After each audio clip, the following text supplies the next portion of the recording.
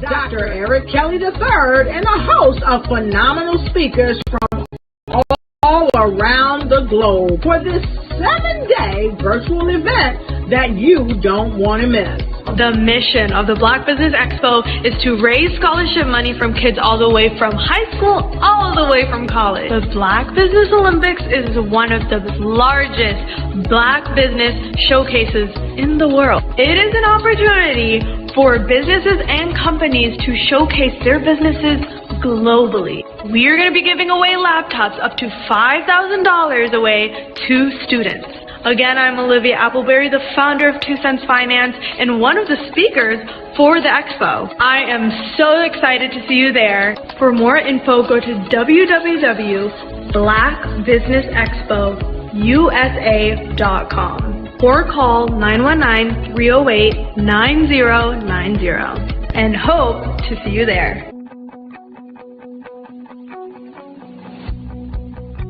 I am Black Business. From the moment I wake until the time I sleep. Yes, I am Black Business. I am Black Business. Tell me, are you Black Business? I am Black Business. Do you support Black businesses? Listen, I support Black business because I am Black Business.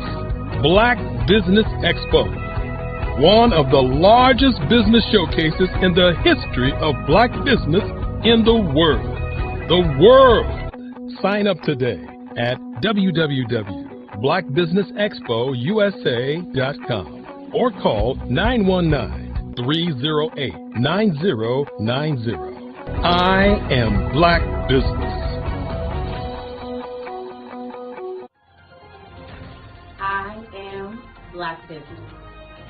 From the moment I wake until the time I sleep, I am Black Business. I am Black Business. Are you Black Business? I am Black Business. Do you support Black businesses? I support Black business because I am Black Business. Black Business Expo, one of the largest business showcases in the history of Black America in North Carolina. Join Dr. Eric Kelly III and a host of phenomenal speakers from all around the globe for this 7-day virtual event that you don't want to miss. The mission of the Black Business Expo is to raise scholarship money from kids all the way from high school all the way from college. The Black Business Olympics is one of the largest Black business showcases in the world. It is an opportunity for businesses and companies to showcase their businesses globally. We are going to be giving away laptops up to $5,000 away to students. Again, I'm Olivia Appleberry, the founder of 2 Cents Finance and one of the speakers for the expo. I am so excited to see you there. For more info, go to www.blackbusinessexpousa.com or call 919-308-9090 and hope to see you there.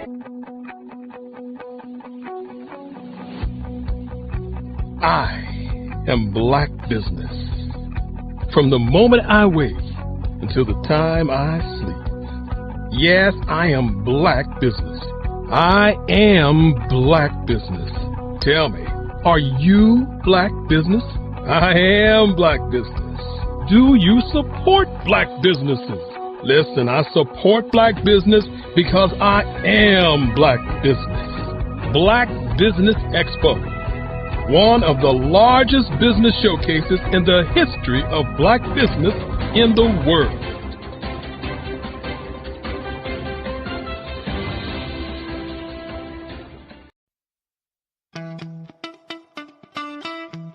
How many times have you been asked to help someone you didn't even know, a student, a business entrepreneur, or did you ever even ask, where did they end up? That business, that friend, that entrepreneur. Well, just maybe they ended up in a gang, bankrupt, homeless, or worse, dead. Maybe they turn to crime, drugs, and alcohol. Did you ever wonder? Did you destroy their dream, or was your life always so easy? At the Black Business Olympics, we started a movement to help students complete. Give them hope and foster success. Help them to leave their dreams of providing laptops, computers, and up to $5,000 in scholarship funds. Today, we ask you to help a student, a business owner, or an entrepreneur to realize their dream by sponsoring them, supporting them, and buying from them. Consider this. With $1.6 trillion in our Black community, we only ask for a small donation for our students, our businesses, and our entrepreneurs. And you can change a life today. So I ask you, what are you going to do? Sit on the sideline and watch our students in high school be leaders, miss out on their dream from lack of resources? Or are you going to donate to the movement and change their future and yours as well? Give us a call today at 919-308-9090. Change their life by investing with action to the Black Business Olympic Fund. The Black Business Olympics, one of the largest business showcases of Black business in the history of the world.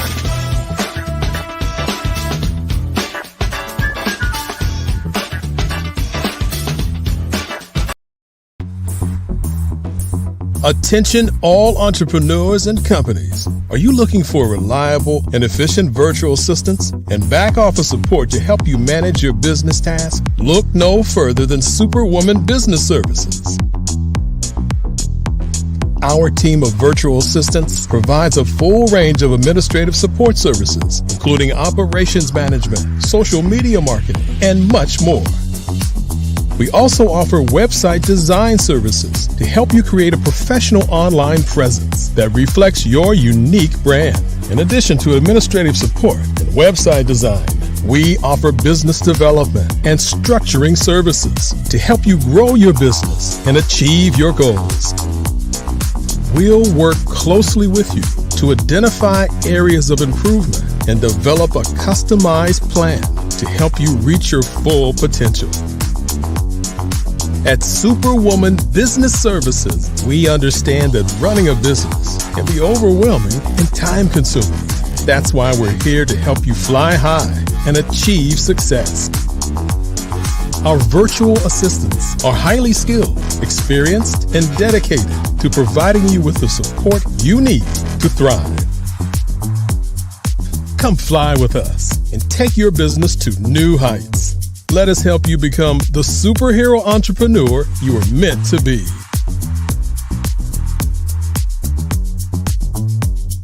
Contact Superwoman Business Services today to learn more about our back office support services. Come fly with us and take your business to new heights.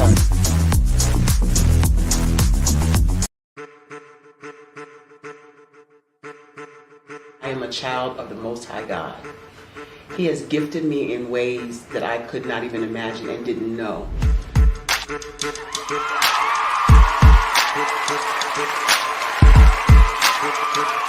There was a time when I didn't know who I was.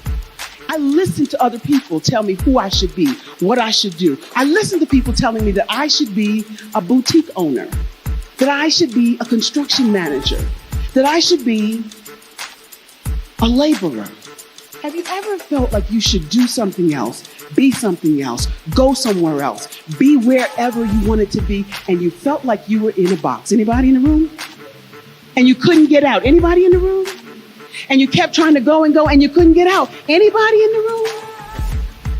But let me tell you, you need to rock the box. Rock the box.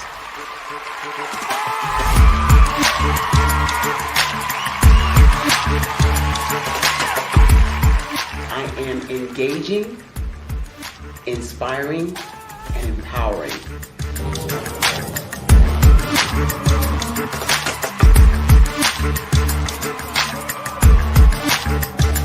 I would give you everything I know. Just by touching you, if I could, by osmosis, give you every single thing I've learned, I've gone through, I know I would. We know that's not possible, but as it is possible, I love to share information with people. Some of you out there, people have told you that you can't be, you can't have, you can't do. But I will tell you, like Kingston said, you can, you must, and you will. If it's to be, it's going to be me. You got to say it. If it's to be, it's going to be. If it's to be, it's going to be. If it's to be, it's going to be.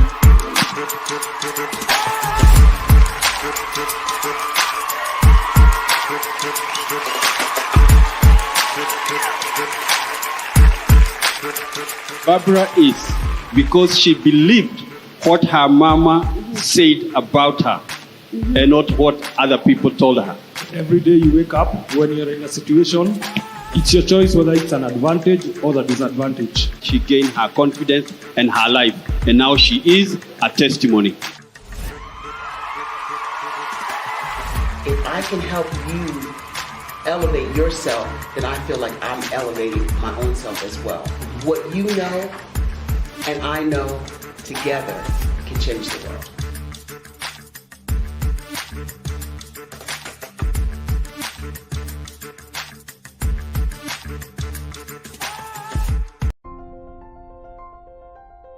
What if you could build your own city? A place where every child can find nurturing people to help them achieve their full potential. A place where every adult can access job training support. Where health education is abundant. Where social justice ruled the land. A place without limitations. Welcome. You have arrived at STEM City USA. It is what every city should be. A safe and trusted community where you find people and resources to help you become everything you are and beyond. STEM City is unlike anything you have ever experienced. It is a digital twin of the world around you, only better. STEM City is about energy and soul renewal. It is more than a digital world. You can almost feel the power of live cultural events, music, and theater. STEM City promises a better future for children with caring mentors and hands-on activities with dedicated tutors to support our youth. STEM City is your passport to a healthy lifestyle with weekly events addressing our community's many issues.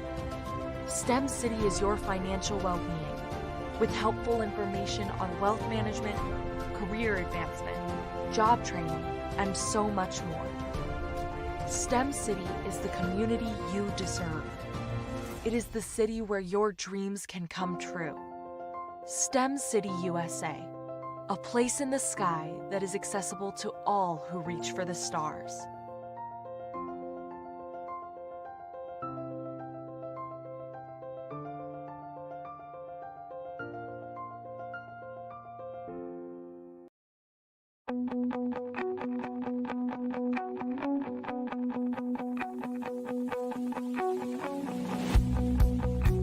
I am Black Business.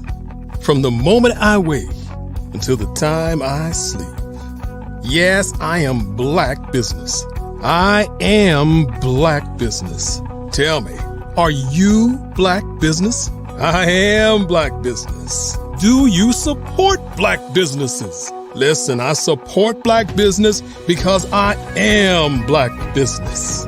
Black Business Expo, one of the largest business showcases in the history of Black business in the world. The world!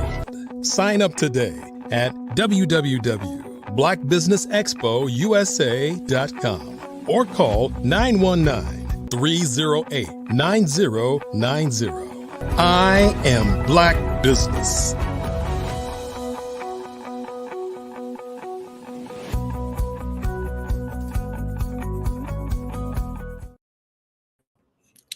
Good day. Business owners, entrepreneurs, thought leaders, and corporations, welcome to the Black Business Network. My name is Cordelia Gaffar. I am your business moderator for this edition of the Black Business Network.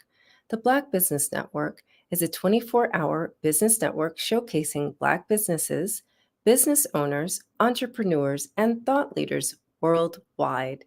We have speakers from North Carolina, London, Singapore, Africa, Japan, and cities all over the United States. The Black Business Network is a global community sharing its business knowledge to empower, inspire, and educate businesses about business. Today, I have the pleasure of doing a fireside chat with Nia Condry.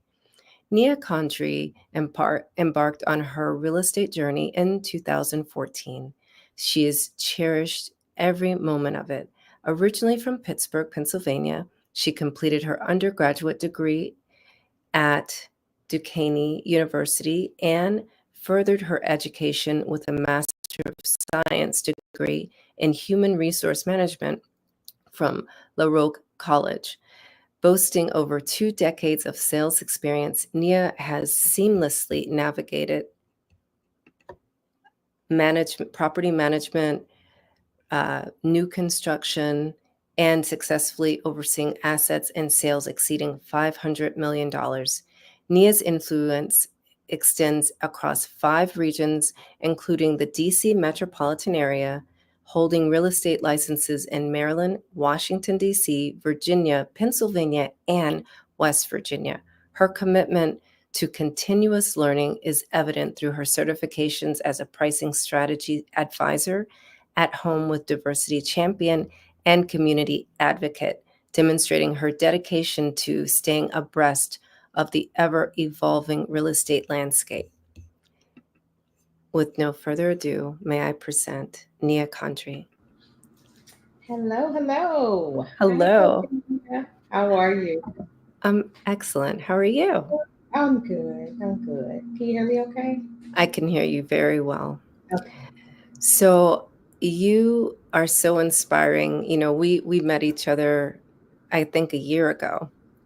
And I am so curious, what inspired your mission and vision for your company?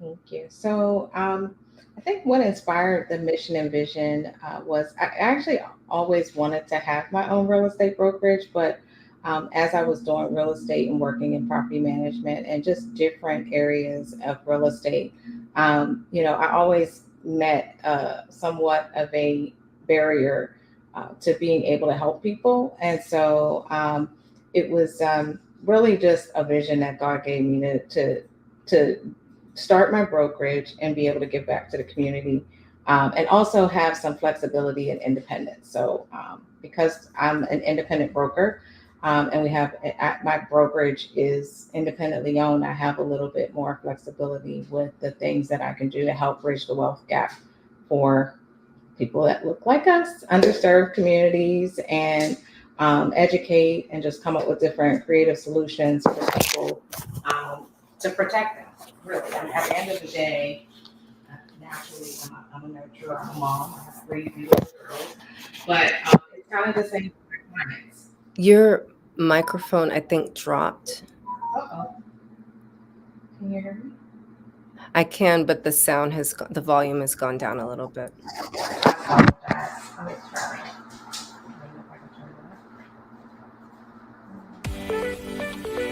You are in the right place at the right time. The Black Business Network opens again for its Black Business Olympics, a 24/7 broadcast on business, strategies, global branding, social media marketing, finance, advertisement, and much, much more. Featuring the top, most powerful entrepreneurs and speakers and thought leaders from all around the world as they gather together for this phenomenal event. Join the Black Business Network streaming live into the metaverse, STEM City, USA, Black Multiverse, Pod TV, Roku, Hulu, iHeartRadio, Apple TV, YouTube, TikTok, Instagram, Google Podcasts, Facebook, LinkedIn, IBM TV, Spotify, and Twitch. Tune in today and be a part of this amazing movement. The Black Business Olympics welcomes you.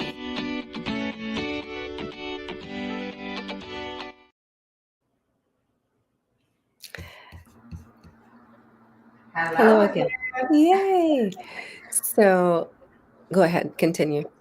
So I was saying that naturally, I am a nurturer. I'm a mother of three. I have three beautiful girls, and so although my clients aren't my children, I still naturally have to make sure that they're protected. And there are a lot of different predatory kind of strategies that people use against people who don't know or have the education that I have as a realtor or broker.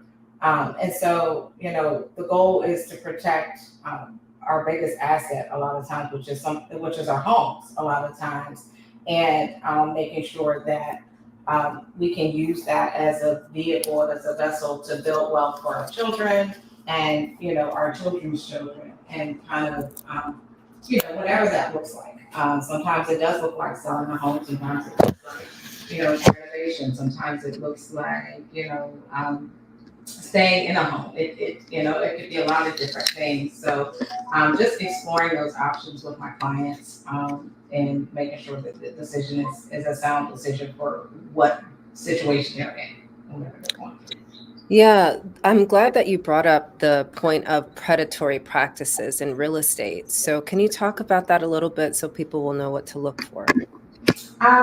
So I'm not 100% against wholesaling. Sometimes it can be beneficial, but there are often times where people basically are devaluing your property. They're offering you a lot less than what your property is really valued at. And if you don't have the education or someone you can trust to be able to go there and find out what is the true value of my home, who knows how to actually do a comparative market analysis, who knows how to, add and subtract as far as, renovations that have been done or renovations that need to be done, and what that true value will be, what we call the after repair value.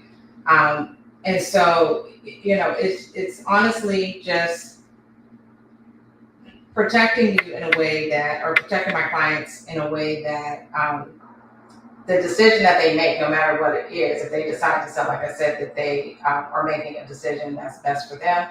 And a lot of people also don't know that sometimes a small fix can be a large return on their investment. And so, a lot of times people, if they fall behind, or if there's, life changes or life's right for people, Yes.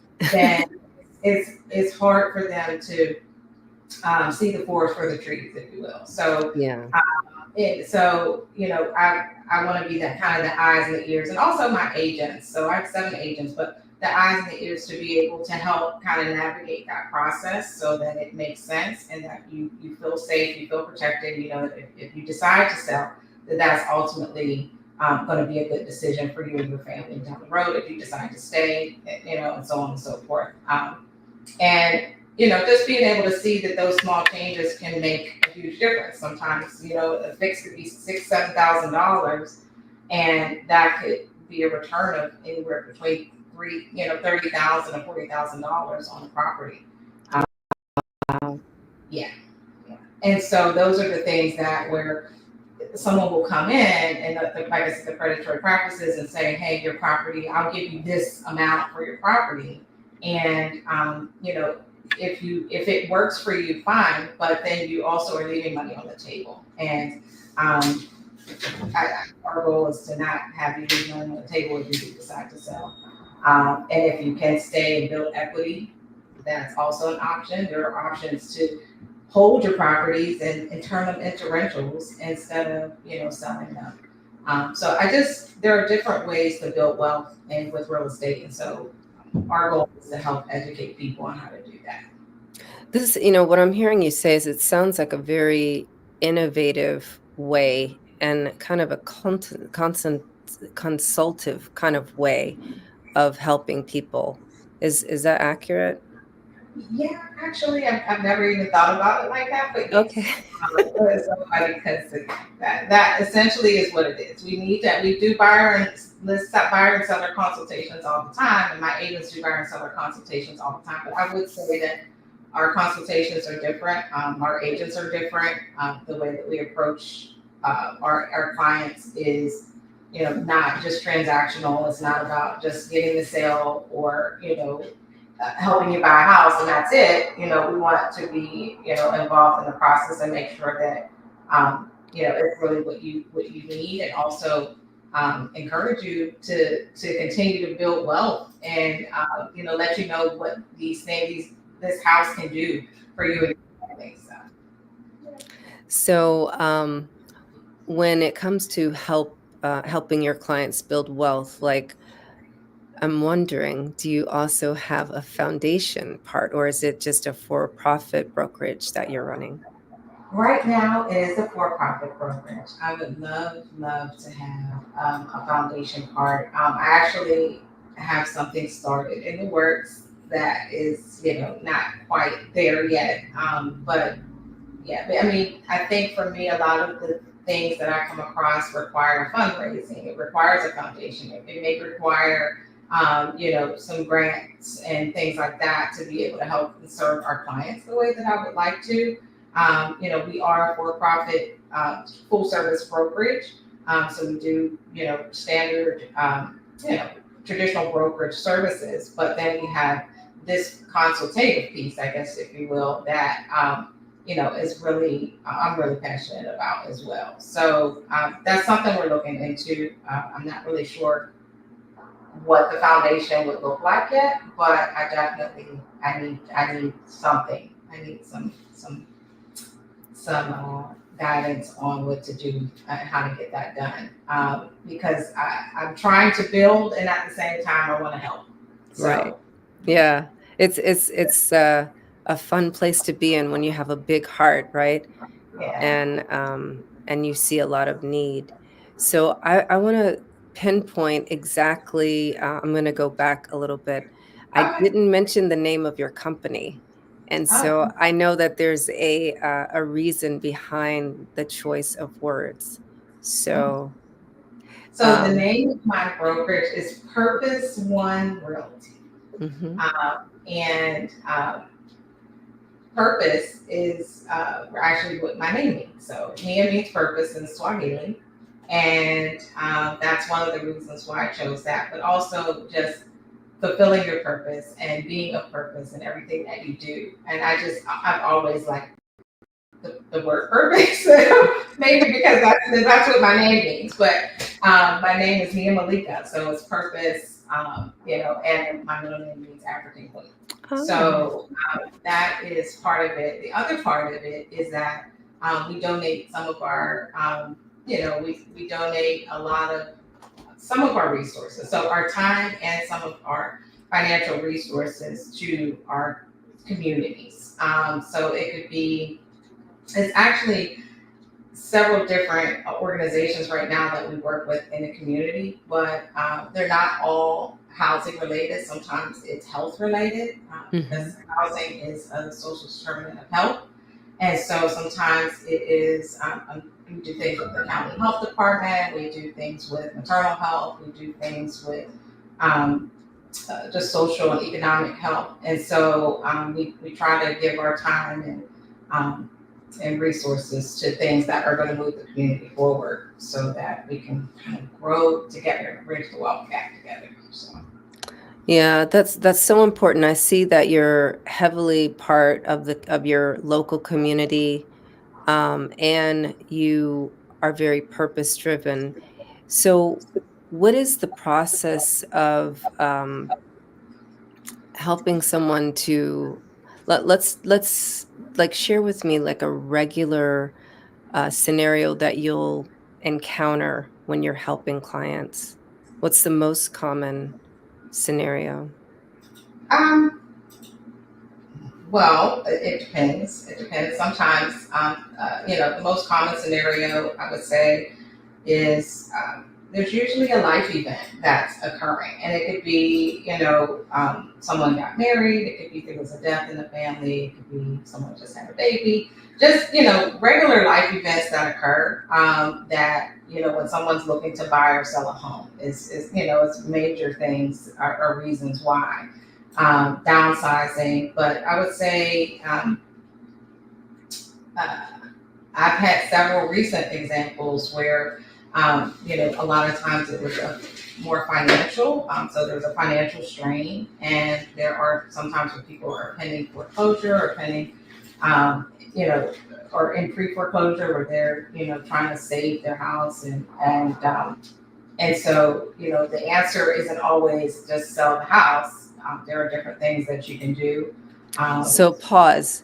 Mm-hmm. Repeat that part, because a lot of people think when there's an impending sale or a house is going to be in active foreclosure, they think they just have to give up.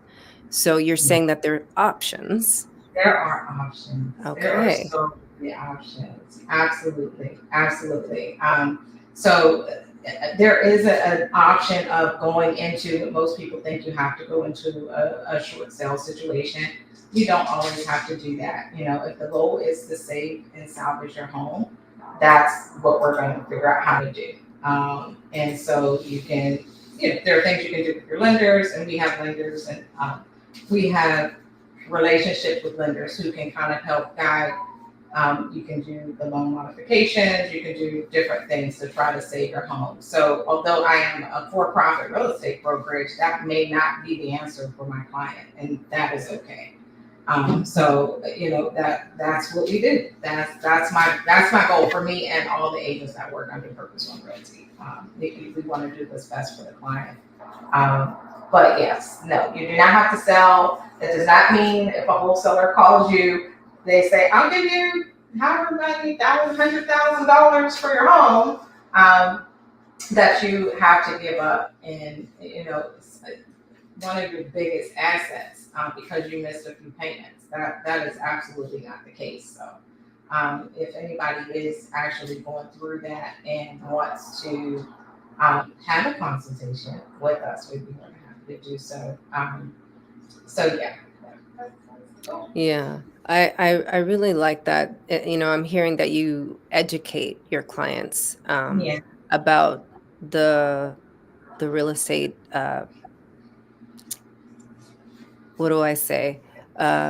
Different options that they have with their homes, different options they have in recouping their financial situation, and so much more. And I know, like, here on the Black Business Network, we are also about wealth building.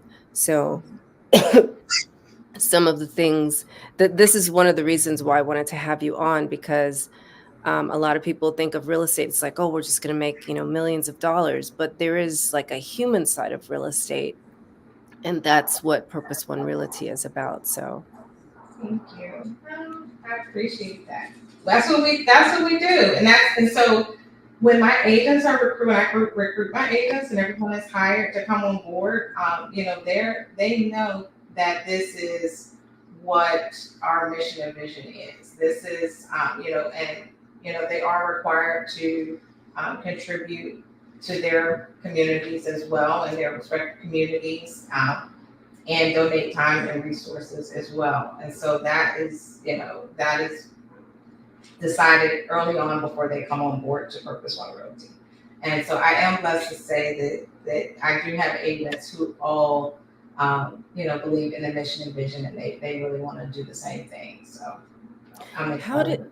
Let's talk about that for a minute. So how did you get your agents on board with your mission and vision? Because I know sometimes that can be difficult in team building. It's a constant, it's still something that we constantly work on. And it's not that they don't believe in the mission and vision, they do, but just reminding, we kind of have to always keep that focus and refocus on what is.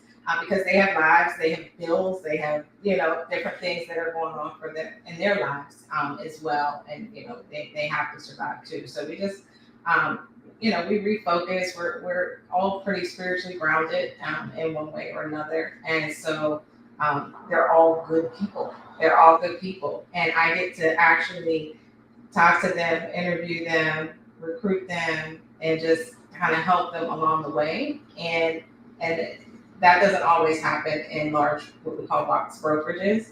It's kind of more of a just, hey, come over, and then you kind of are left alone. Whereas I do a lot of one-on-ones. I do our team meetings. We do a lot of things in the community together. So I'm not just, supporting one initiative by myself. We all bring each other in on different things, whether it's we do block parties. We've done block parties with lenders in Baltimore where we had like a tent, and we all kind of just work together as a family unit.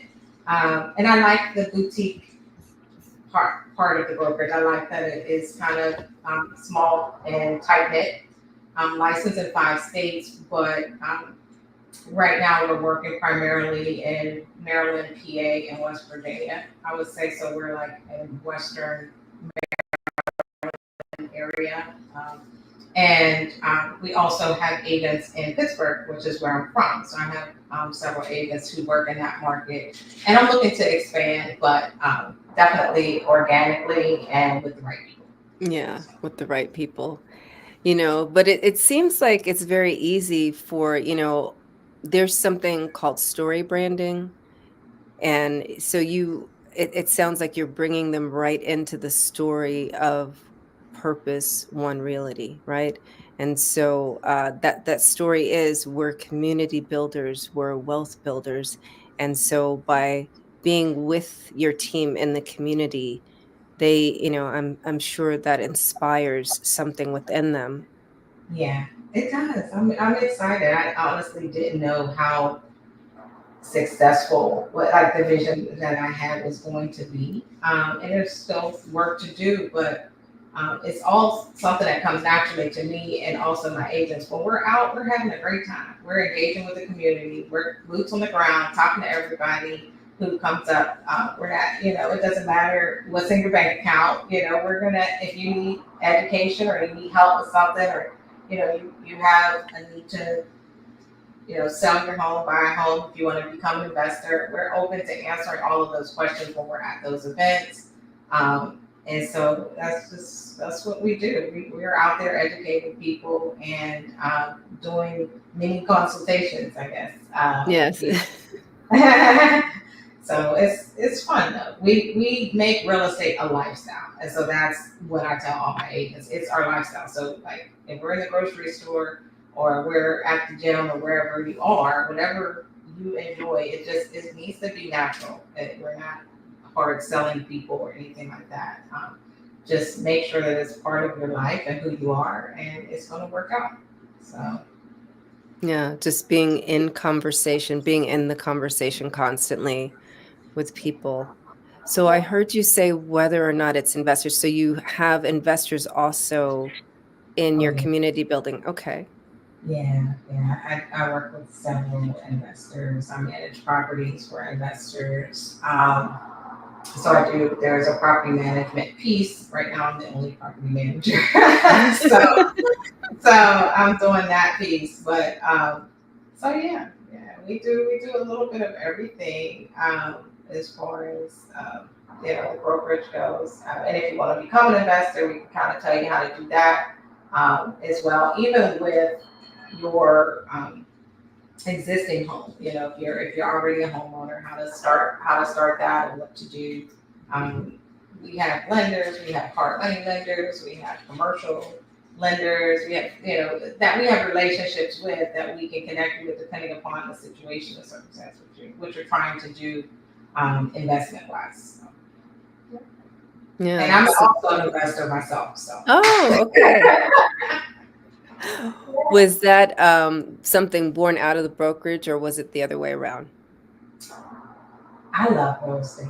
So, I mean, it was the other way around. I started the brokerage. Well, we did acquire one house after I started the brokerage, I think. I'm sorry. I apologize. I started You're looking at I'm you're looking at talking. my husband. Yeah, I was about to say you're looking at your director of operations, I also known. I forget when I'm on these things sometimes. I'm sorry. But That's okay. so we he, and you know what he did? He goes, Look at the screen. Look at the camera. So, but yeah, so we acquired one property after I launched the brokerage, but we had two before that. So we just have three right now. We have one that we live in, and then we have two investment properties that we rent out. One is an Airbnb. Okay. So you could even teach people on how to get started with Airbnbs, I'm hearing. Is that right? I could, because we have 28, I'm so proud of this, 28 5-star reviews. I have never gotten less than a 5-star review for my Airbnb, and it's only been going for about a year.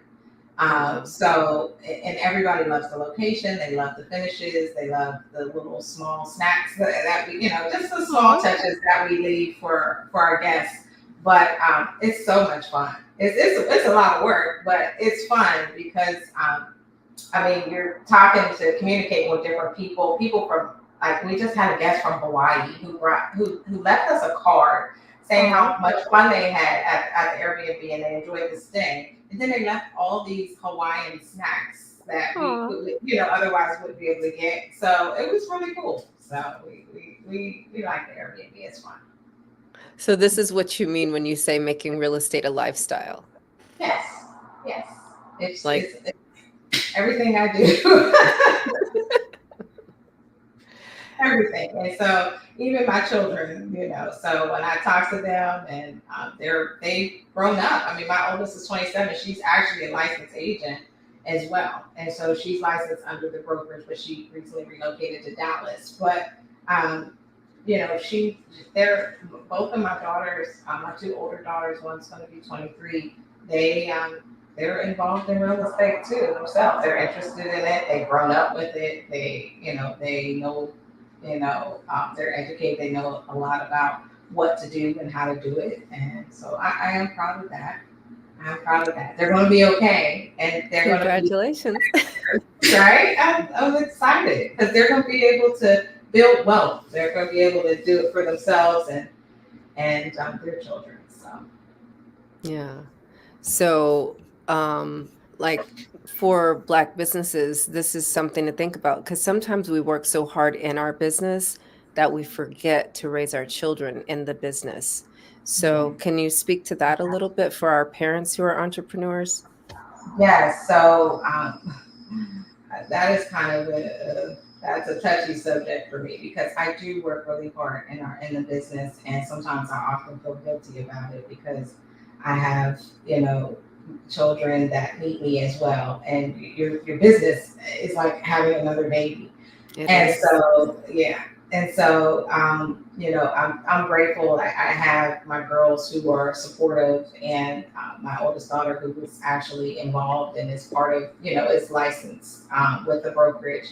So she knows real estate. She also knows law because she's a paralegal. So she's kind of doing a little bit of both. And my other daughter, she loves to travel. She's the adventurous one. So, but she's a flight attendant. But in her spare time, she's like, Mom, I want to, how do I get into the business? I want to, make some extra money, and how can I help you? And so when they ask, I'm like, thank you. I'm excited. But they ask because I also am honest with them about where I am in the business, how much work it is, and how, sometimes and they want to help. And so they're like, Mom, where can I get in to assist you? Because one daughter's in one state, one daughter's in another state, and we're licensed in several states. So sometimes I do need support, from them in a particular state that I'm not physically in. Good thing she works for the airlines though, because I get to fly for her. Yes. You get to benefit each other, right? So you can fly for free, and you can help her with houses and Right, exactly. So they're just naturally just curious, I guess. And I guess because I'm so open with them about what's really going on in the business or what I might need help with or what I'm struggling with. I mean, they're adults, so I talk to them and share with them.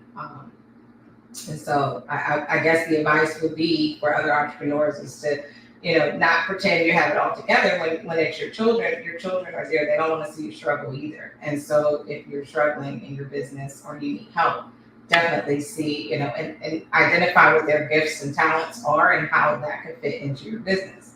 Don't put them to work doing things that they may not necessarily enjoy if you can avoid it. Everything's not going to be roses and gumdrops, but but whatever gifts they have that you can see the gifts that your children have as they grow, and just kind of, I would say, just kind of weave that into the business somehow.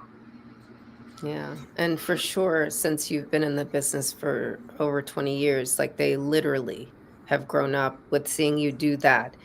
And most likely, I'm just going to just interject this. They see your love and passion for what you do, right? So loving your business that's part of the story branding, right? Even for your team is just when you love what you do and you have a passion for it, it's infectious. Yeah, it shows, and I'm still learning and growing and like just just all into it still. I'm still really excited about it. And there's like so many more things that I want to do and so many ways that I want to grow. And it really, for me, the hard part is containing all of that, right? And just like, okay, man, you can't do that right now. It's not time for that. You're not ready for that yet. You're not ready and your bank account's not ready. But, but I want it, I want it all, so. And I like your honesty and transparency about that because, a lot of times we feel like we have to not tell the ugly truth about the things that we are working towards in our business. I'm not going to use the word struggle. I'm going to say, but we are in the work of doing some things, right?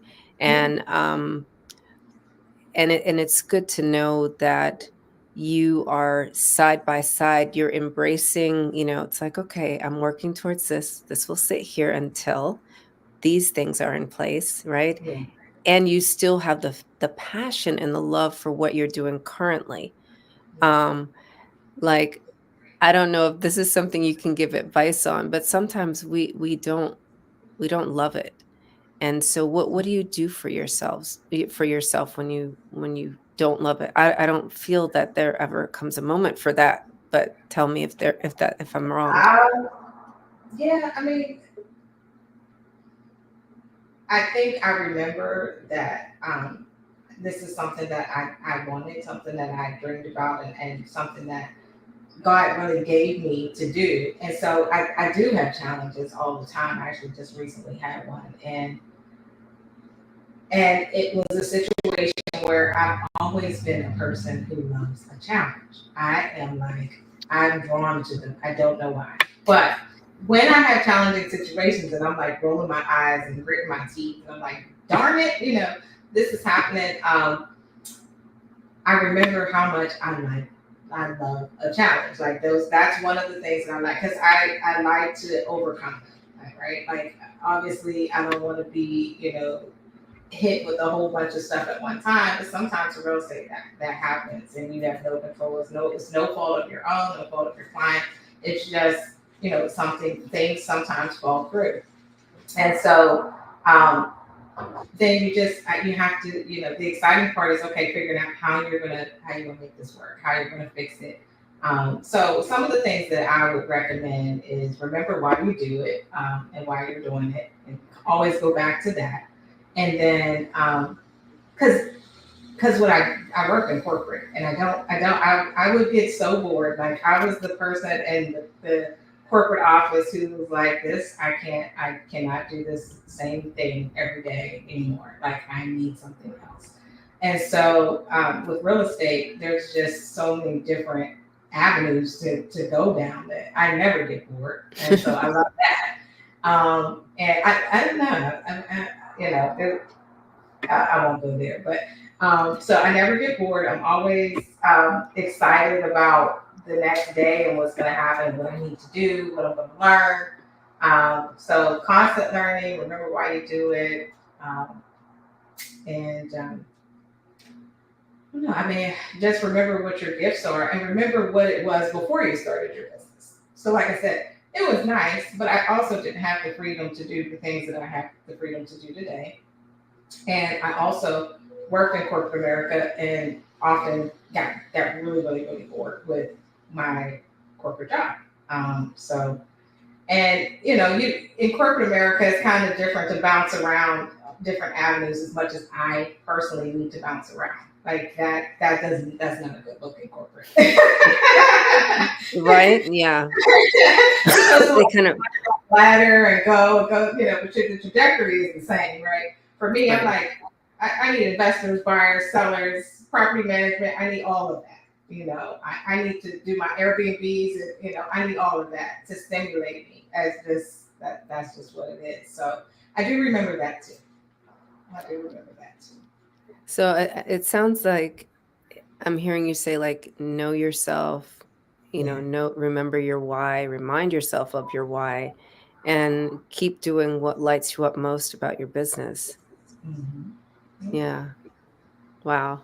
I'm so happy that you agreed to have this fireside chat with me today. I just think that what you're doing is so innovative and different, and I see you personally as like being a mentor for other Black businesses who are brokers in real estate, you know, because you're not so fixated on making money and it's not stopping you from making money, right? And the community, the most important part, I think, of that is you're also building community and educating community and changing the trajectory of so many families and home ownership for Black people. Yeah, I hope so. That's the goal. I hope that shows, because that really is the whole point. And we want to build legacy and we want to bridge the wealth gap. Like, it just doesn't make sense. And so you need, you know, if you're not choosing purposeful realty to work with, you need to make sure that your realtor is actually protecting you. And you know, it's not just about you either. It's your biggest asset. It's your legacy for your children and your family. It's there are a lot of things involved in that are precious and important. So Yeah, thank you so much for your guidance, your wisdom, and your time. I know that I have personally loved knowing you, like, personally and also professionally, as you've helped me with some of my issues in real estate. So thank you for having me.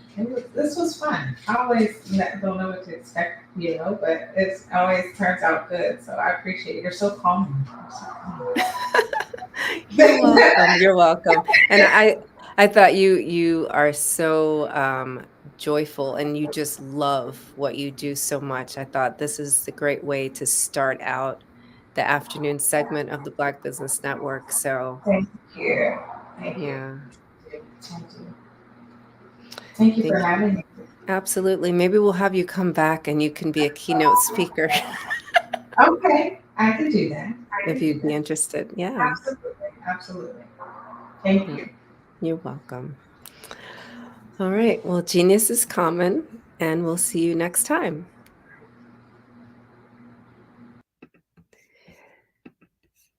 So that was Nia Condry of Purpose One Realty.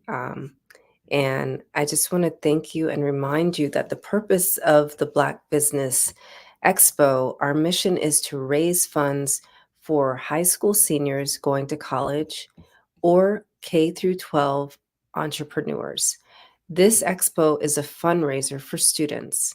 You may go to www.blackbusinessexpousa.com to donate to the scholarship fund or use the Cash App, and that's the $BBXUSA.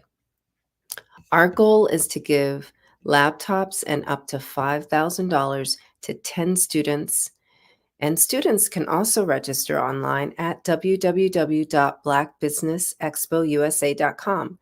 Every dollar counts, so we want to remind you to donate to the scholarship fund. We want to thank our Black Business Expo USA sponsors for the month of November: NC100, Suede Soul, Carolina, Virginia Minority Supplier Development Council, Step Management, Margie McLean Foundation, Inc., Genius is Common, Our TV, Executive Women's Success Institute, The Quality Coaching Company, Superwoman Business Services, Creative Force Studios, Lee Entertainment, Black Business Olympics, Artistic App Design, Black Business Expo USA. Genius is Common, and we'll see you on the other side.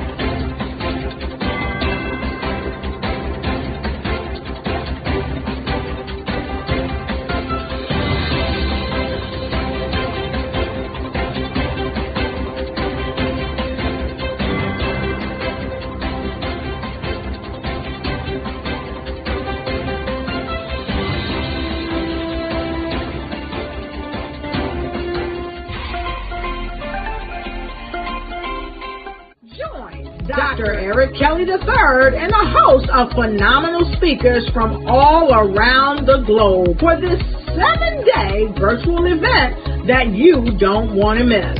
The mission of the Black Business Expo is to raise scholarship money from kids all the way from high school all the way from college. The Black Business Olympics is one of the largest Black business showcases in the world. It is an opportunity for businesses and companies to showcase their businesses globally. We are going to be giving away laptops up to $5,000 away to students.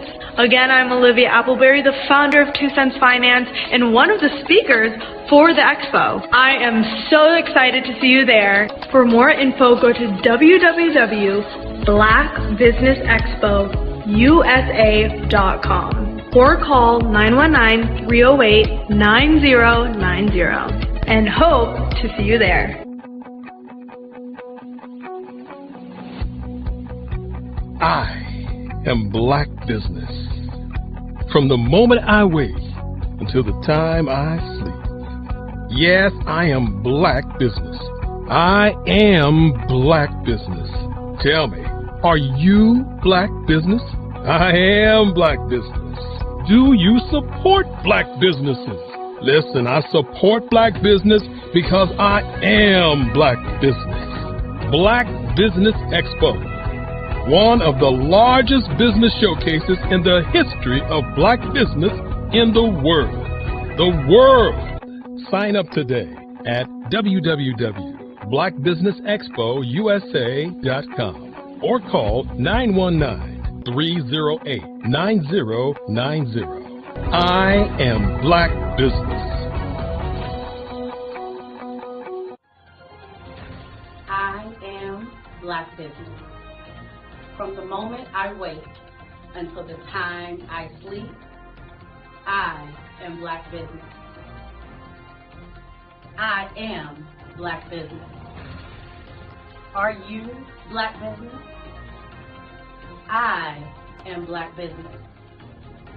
Do you support Black businesses? I support Black business because I am Black Business. Black Business Expo, one of the largest business showcases in the history of Black America, in North Carolina. Join Dr. Eric Kelly III and a host of phenomenal speakers from all around the globe for this 7-day virtual event that you don't want to miss. The mission of the Black Business Expo is to raise scholarship money from kids all the way from high school, all the way from college. The Black Business Olympics is one of the largest Black business showcases in the world. It is an opportunity for businesses and companies to showcase their businesses globally. We are going to be giving away laptops up to $5,000 away to students. Again, I'm Olivia Appleberry, the founder of 2 Cents Finance and one of the speakers for the expo. I am so excited to see you there. For more info, go to www.blackbusinessexpousa.com or call 919-308-9090 and hope to see you there. I am Black Business. From the moment I wake until the time I sleep. Yes, I am Black Business. I am Black Business. Tell me, are you Black Business? I am Black Business. Do you support Black businesses? Listen, I support Black business because I am Black Business. Black Business Expo, one of the largest business showcases in the history of Black business in the world.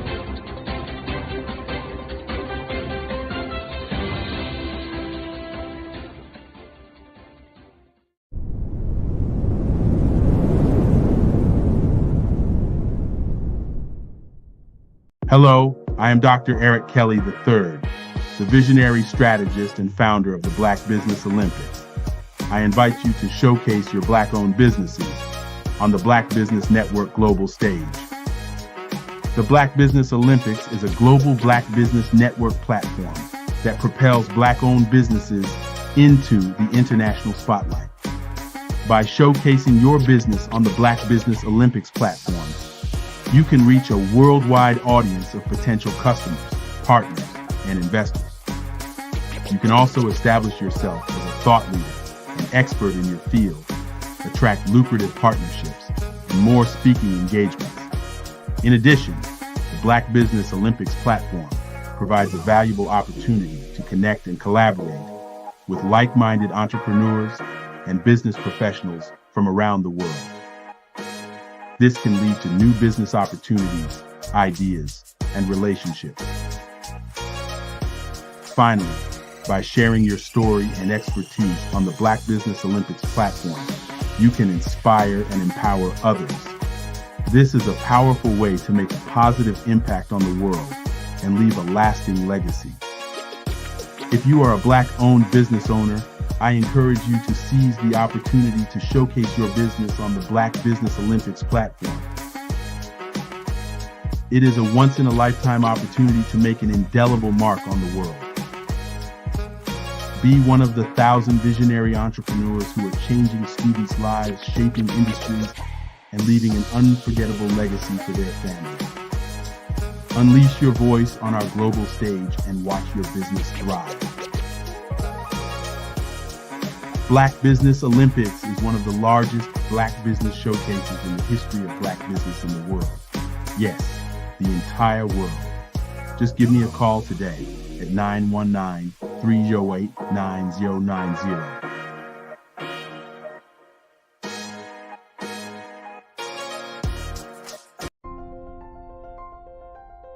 What if you could build your own city? A place where every child can find nurturing people to help them achieve their full potential. A place where every adult can access job training support, where health education is abundant, where social justice ruled the land. A place without limitations. Welcome. You have arrived at STEM City USA. It is what every city should be.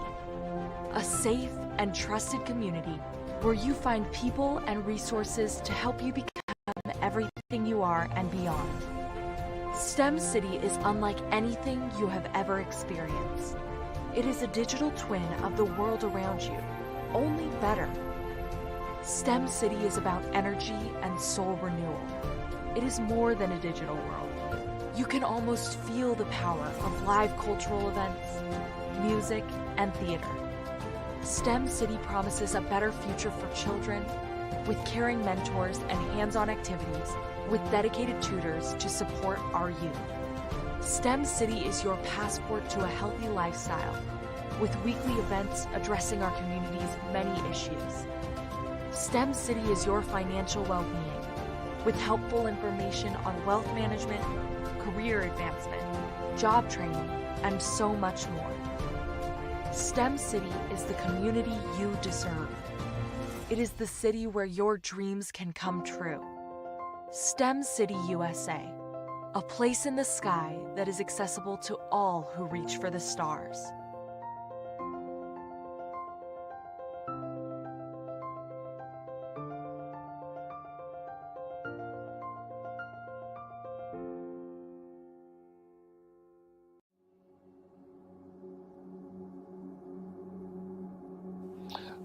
I was born and raised in southeastern West Virginia, the coal fields. My father was an AME minister. For me, I was very fortunate. Even though I grew up in the segregated South, I was surrounded by flourishing Black businesses, doctors, lawyers, bankers, dentists. They were all there and they were all successful. And I guess that's part of my dream, is to see that success come back. My name is Joseph Simmons, and I am the founder of the Center for Micro-Entrepreneurial Training. We have this moment in time where we can change the trajectory of people. And our focus is on women, Black and brown entrepreneurs, and their access to capital, their ability to build thriving businesses, the ability to employ people. There's a study that showed that in those three communities, especially Black and brown communities, $1 stays in those communities for 30 minutes. In white community, $1 stays in their communities for 8 hours. So think about it. For you in a Black or brown community to get gas, to get food, to go to a restaurant, you've got to leave your community, take those dollars out of that community and take it to another community that's already being well served. So if we can reverse that, if we can go from 30 minutes to an hour to 2 hours, that's progress. That's what we need to do. I was with SCORE. And then in May of 2020, of course, the events happened in regards to the murder of George Floyd. The other thing that I was experiencing was the denials of federal funds for small businesses. And it revolved around one thing. These businesses were not being prepared for grants and for government programs. And I came up with the idea for the Center for Micro-Entrepreneurial based off those two things. Morgan Stanley had a report out in 2020, first quarter, and it talked about there were 3 groups that were massively devastated by COVID-19 on their business. That was 1, women, number 2, Black, and number 3, brown entrepreneurs. The research showed that they had less cash on hand, they had less opportunity to go into a bank and get money, and they were very dependent on family and friends to keep their business up and running. If we can focus on those 3 groups, then we can have a dramatic impact on our communities. Really, the focus is on 3 areas. And those 3 areas are 1, the people, number 2, the courses, and number 3, a support network. Here at CMAT, we will provide you with the fundamentals for generational success. And you will be creating a vibrant community by attending our 5-day immersive training course.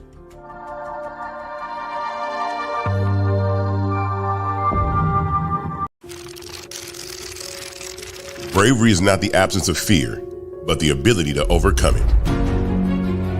We stand for those who defy suppression, who speak out, and those who walk the road less traveled. Everyone deserves to be seen and their voices be heard. We're sparking a movement, growing a community of creators united by the desire for freedom, choice, equity, and ownership.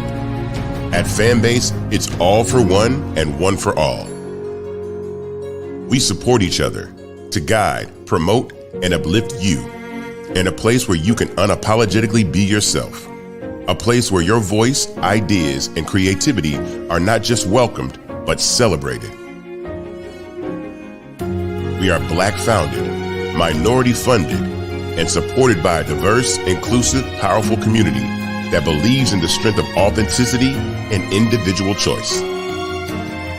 Regardless of success or background, we welcome you, the marginalized, the underappreciated, the successful, the superstar. We're for all who seek a space to express themselves freely, where they are rewarded for being their authentic, true self. We transcend labels because only we have the right to define ourselves. We are built for the brave, the culture, the creators, and for the future where everyone has the power to shape their own destiny, where all are empowered, voices are amplified, and freedom is embraced. For the first time, you have a chance to own the platform you helped make popular. It's a revolution, a movement in how we connect, create, and share. Everyone is a creator, and everyone has a fan base. Here, you can be you without limits.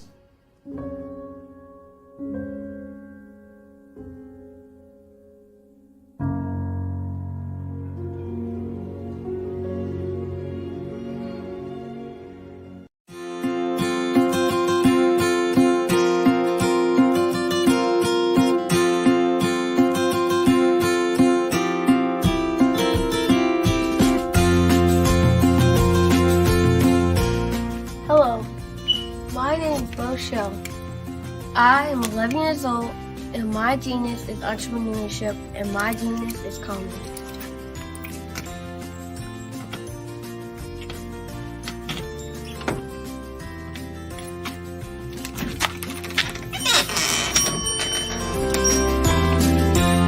I'm Ramon Ray, founder of Smart Hustle Magazine and smallbiztechnology.com.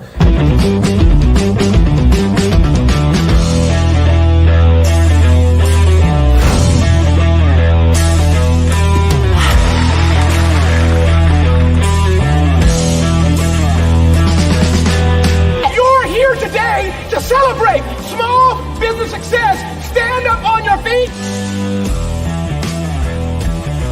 You rocked the house. Hey, thank you. It was amazing. Didn't we learn?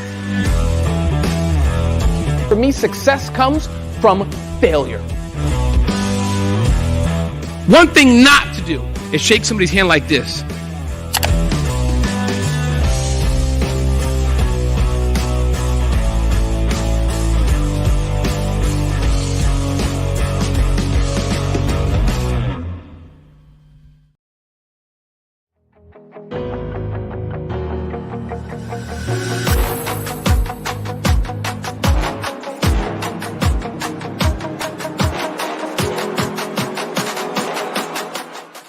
My day. My name is Cordelia Gaffar, the Ultimate Joy Goddess.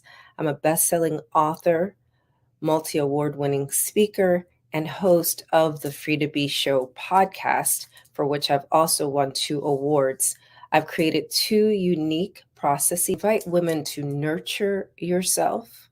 I use the word self-nurturing, not self-care, because there is a distinction. When you nurture yourself, you are caring for every single in your body and every single choice you make. Remember, your life is full of breaths and heartbeats, and that is all you have. So choose wisely and choose well. And until tomorrow, be free. Artist to me is a creative expression of something from nothing. You know, it explodes onto the canvas, or it explodes on in my work. One of the things that I try to do more than anything is I try to just give the lines and the movements and emotions and expressions into to what I do. Art really means to me a chance to express how I feel deep down inside. Most of my art begins as a thought, that I might have, you know, whether it's sports, whether it's history, whether it's a woman or a man. It pretty much starts as an idea of thought before I get into the actual image of what I'm going to draw. I do a lot of historical pieces. I was a history minor in college, and I love to do history pieces. And a lot of times I'm thinking about history, and then I try to make that history impact you as you look at it. That's one of the reasons I do pictures so large. People ask me, why do I do the pictures so big? And I tell them, I want the piece to impact them as they're looking at it, to kind of dominate them, dominate their space. And most of my pieces I try to do off page. I don't try to do anything that's going to be in those four corners or in a square. And I want your imagination to be a part of the piece that you're looking at.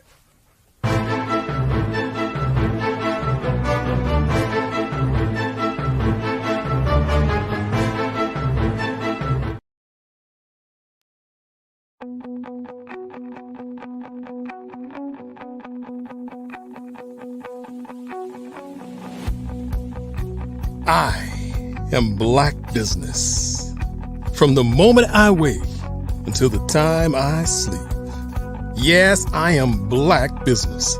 I am Black Business. Tell me, are you Black Business?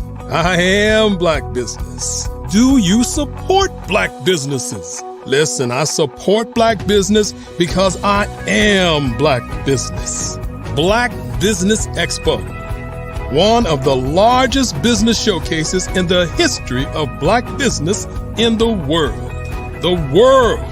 Sign up today at www.blackbusinessexpousa.com or call 919-308-9090. I am Black Business.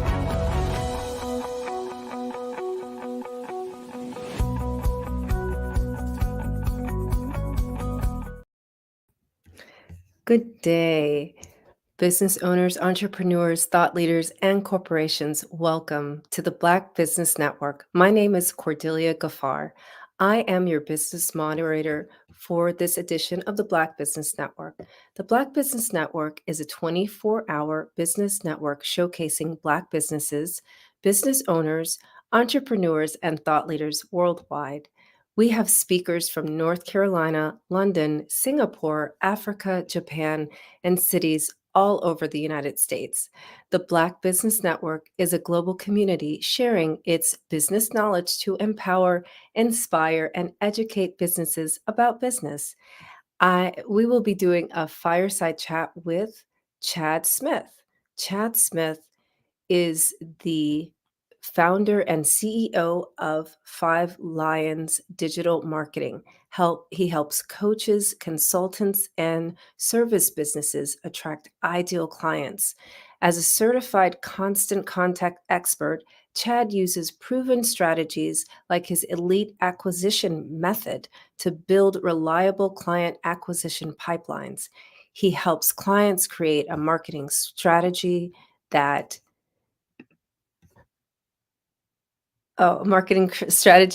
creates more freedom to focus on working in their business rather than on their business. So I present to you now, Chad Smith. I couldn't ask for a better introduction from the amazing Cordelia Gaffar. Thank you very much. You're very welcome. Welcome to the Black Business Network. So tell me, what is this elite acquisition method? Well, to go into that, we have to go way back in time. So we have to pull out our time machine and go back to when I was 20 years deep into the fitness business, owned a couple of gyms.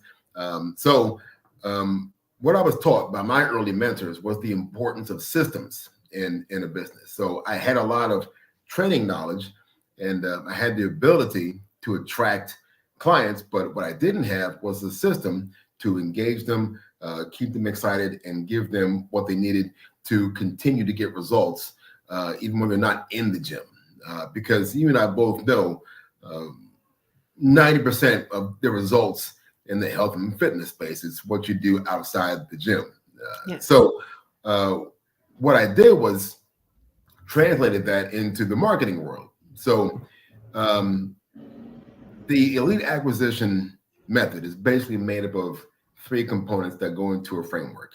It's attract, engage, and empower. And that's what I use to help craft the strategies from my clients to help them attract their ideal clients, help engage them, and then also help empower them to get the best results they can and to also become their greatest champions. Wow. It sounds so simple, but we always know what's simple is not easy. 100%. Right. So I'm wondering, what does that have to do with the name of your company too? Like, how did you choose Five Lions Digital Marketing? Well, I'm a big Saturday morning cartoon nerd. You know, growing up back in the see, you're getting it now. So, you know, growing up back in the '80s, there was a cartoon called Voltron, and Voltron was my favorite cartoon. I would watch it every day after school. But the premise is, most of our businesses, we work on tactics. We don't work on strategy, and tactics are what strategies are made of.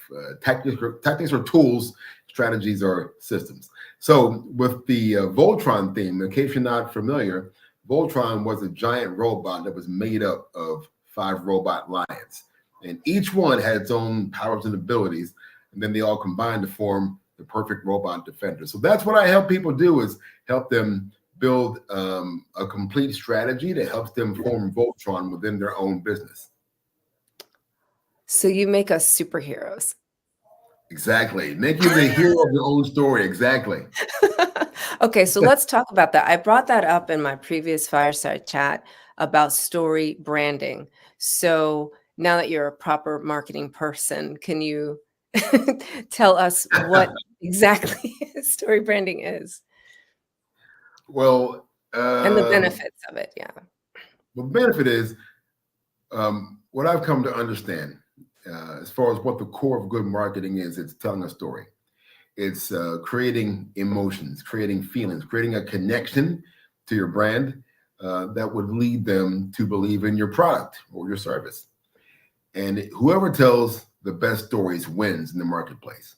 So if you and I had competing products, if you and I were both marketers, or you and I were both joy goddesses, if someone were you would be a joy god. Listen, hey, listen, listen. But here's the thing, is that if you and I were both competing for the same business, and we were very similar in offers and very similar in pricing, what it comes down to is how we make our potential customers or clients feel about our brand. And that's where stories come into play. Now, stories, everyone's got an origin story. Everyone has stories that they can tell about their clients, about how their service or their product has transformed their client's life or business. And the more stories you tell, the more connection you get, and the faster you're going to build your business, rather than competing on features and benefits. Like that's a dime a dozen. Everyone's got, like, back in the gym world, everyone has treadmills, everyone has weights, but do you have success stories? Mm-hmm. You have stories of how you took someone from here to here, and in how much time, and how has your life improved by working with you? So that's what I mean. That's why telling stories is so essential. And I'm a big comic book nerd, and I feel like that's why I've become so good at telling stories. It's because did we lose Cordelia? Oh, there she is. Yeah, I'm a big comic book nerd. I used to have boxes and boxes of comic books, and I learned how to tell stories from reading comic books. And there's always a hero in the story. There's always a villain, and there's always a guide, right? And there's always a fear. There's always a hope, and there's always good triumphs over the villain. And that's it, really. When you construct your stories, your client is always the hero. You're the guide, and their greatest fears or their least desired outcome, or what's keeping them from their most desired outcome, is the villain. So who would the villain be? The villain is what? Now here comes the marketing part. Here comes the brilliance. Sometimes you got to create a villain. Create the villain. Okay. Say more. Sometimes you have to create the villain in someone's mind. So if we look at politics right now, no matter what side of the aisle you're on, someone has to be a villain, right? So you have to create a villain to create a solution and to create hope. You have to have a villain. Even as far back as if you look at the Bible, you look at the Quran, if you look at any religious text, there's always a hero, there's always a guy, there's always a villain. Think about it, right? So, and the best stories are always the stories of hope, and then triumph over the great villain in the story. That's why religion has been around so long, because of the hope that's in those stories. That's why politics are so powerful. You see what kind of, it can create division, it can create unity because of the stories that you tell, the narratives that you create. Same thing with marketing. The best marketing campaigns are the ones that create the best feelings, to create the most emotion. One of the greatest campaigns that I've ever seen in my entire life, if you look it up, I think it was, go on YouTube when you get a chance and look at Paul Harvey. I think it's a Chevy commercial, I think. But it's just him telling the story about a farmer. And it's just the images, just this rolling video of farmers just driving these trucks, right? No hard sell, but it was so emotionally powerful.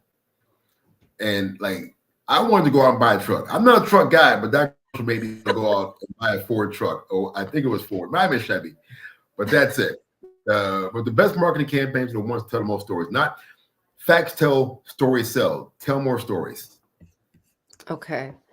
So I can see that. And as I was listening to your story, I was like, maybe I want a Chevy, you know? Right? You go watch this commercial, this Paul Harvey commercial, it's going to make you want to go buy you a Dodge Ram or a Ford or whatever it was. You're going to want a truck. It's the bottom line. Yeah. So what I'm hearing you say is the most important thing to do is to understand what is the story for your brand. And it doesn't, and it doesn't end. You tell stories to attract, you tell stories to engage, and you tell stories to empower. Like, the storytelling never ends. It's an ongoing process. But now who's telling the story shifts. So at first, it's about you, the client. Now we're telling stories to attract you. Then it's us, right? Now we're telling stories about us, what we're doing together. Then it's about they. So now I'm going to go out and I'm going to be your evangelist, and I'm going to bring people to you. Okay. So, and once you create that connection, so that final set of stories is to create connection. Well, the connection begins on day one from the attract phase. So to be able to attract your ideal client by telling stories, you have to understand what kind of stories to tell. So I can't guess if I'm trying to attract like 100 Cordelia Gaffars into my bubble, right? I'm not going to speak to Jennifer, right? I'm going to speak right to Cordelia. I'm going to address your fears. I'm going to address your hopes. I'm going to present the solution in a way that it makes you want to run through a wall to talk to me. But you can't do that being generic. You can't do that without understanding who your ideal client really is. So when I take my clients on this journey, on discovery, not just who you are as a brand and who your company is as a brand, but let's dive in deep to who your ideal client really is. It's not just about women between 35 and 55. No, what kind of women? Like, where do they live? Like, how tall are they? Like, what do they weigh? Why do they weigh that much? Right? Are they into fitness? Where do they hang out? What do their friends talk about? What kind of magazines do they subscribe to? What kind of books have they read? Why do they read those books? So we have to really deep dive so we figure out what their motivations are, what their fears are, what keeps them up at night. We call them pain points in marketing. What are their pain points? And then why is your brand the no-brainer solution for their most desired outcome? Because people are motivated by two things. You know what they are? Their pain points Two prime and motivators. knowing that you can help them and by their pain. Close. No? Two main motivations are to avoid pain and to seek pleasure. Avoid pain and seek pleasure. Okay. Avoid pain, seek pleasure. You can pull one of those two levers, or you can pull them both, depending on how you're going to structure your story. But the most powerful lever to pull is fear, unfortunately. But it's also the most risky. You can stand to look exploitive, or you can pull the lever on hope. And hope is longer lasting than fear. Yeah. Fear will make people like take immediate action, but hope will create long-term relationships. That's why it's so crazy when you look at the political divide, you know, how people, both sides are running on fear. And I'm like, I mean, that might win you an election, but you're just creating more division. You know, you're creating more tribalism, not the good kind. So I prefer to market on hope and solutions, because that's what creates positive connections with your audience and long term as well. You know, I'm listening to you and I'm like hearing marketing completely different, because I'm going to be honest, marketing has always scared me a little bit. I'm just like, oh my goodness, like what do I say and like how do I do things? But you make it sound so accessible and kind of like breathing, kind of like it's a way of life, you know, because I do believe in hope. I do believe in connecting through hope. And I think a lot of the businesses that are our viewers and listeners on the Black Business Network, they also are all about hope. So tell us more.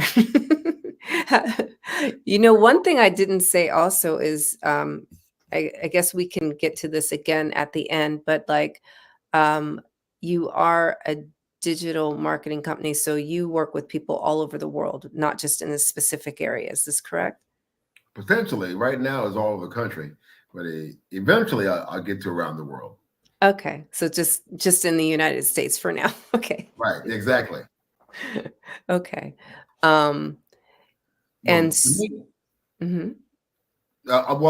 was going to say that the main thing to consider is that when you start telling these stories, you have to have a system to capture people who are interested now. So that's where the systems come into play. So once you learn how to tell these good stories, once you learn the art of copywriting, once you learn the craft of how to make content that grabs people. Now, once you have them, what do you do with them? Right. And so now you have, you know, you're like a grizzly bear. You've got this rabbit in your hands. You have no idea what to do with it.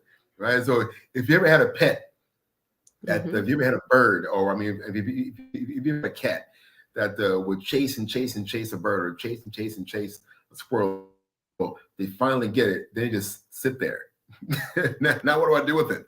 You know, right. A lot of people in my experience have done the same thing. You know, we've got attraction down, but now we haven't gotten to the engage phase. And a lot of times that can be not the bottleneck, but that can be a choke point between attract and engage. So now we have to learn how to capture these people.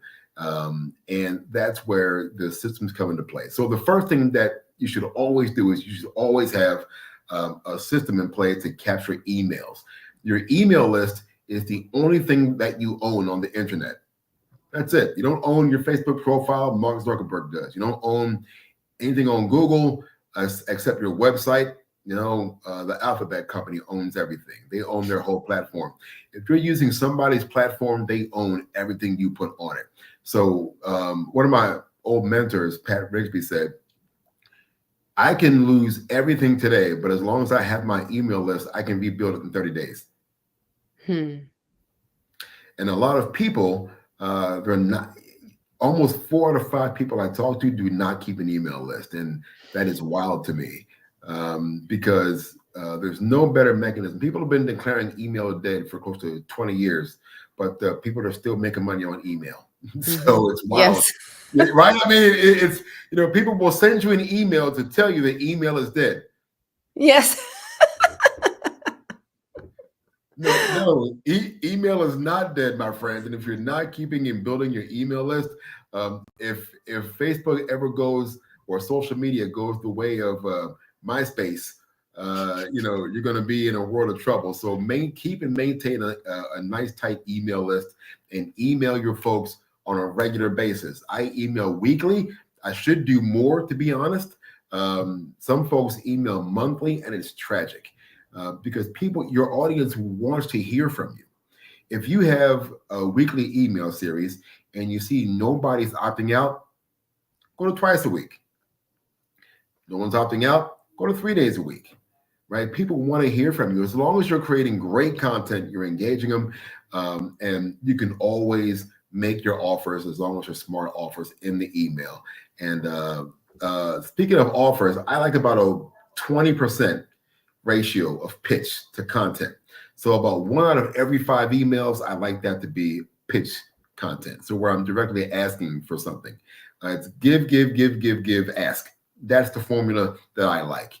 And it may be, for you, it may be 4 weeks of content and 1 week of pitch, right? Or, it may be 4 days of email and then 1 day of pitch. But I like about a 20% ratio of pitch content.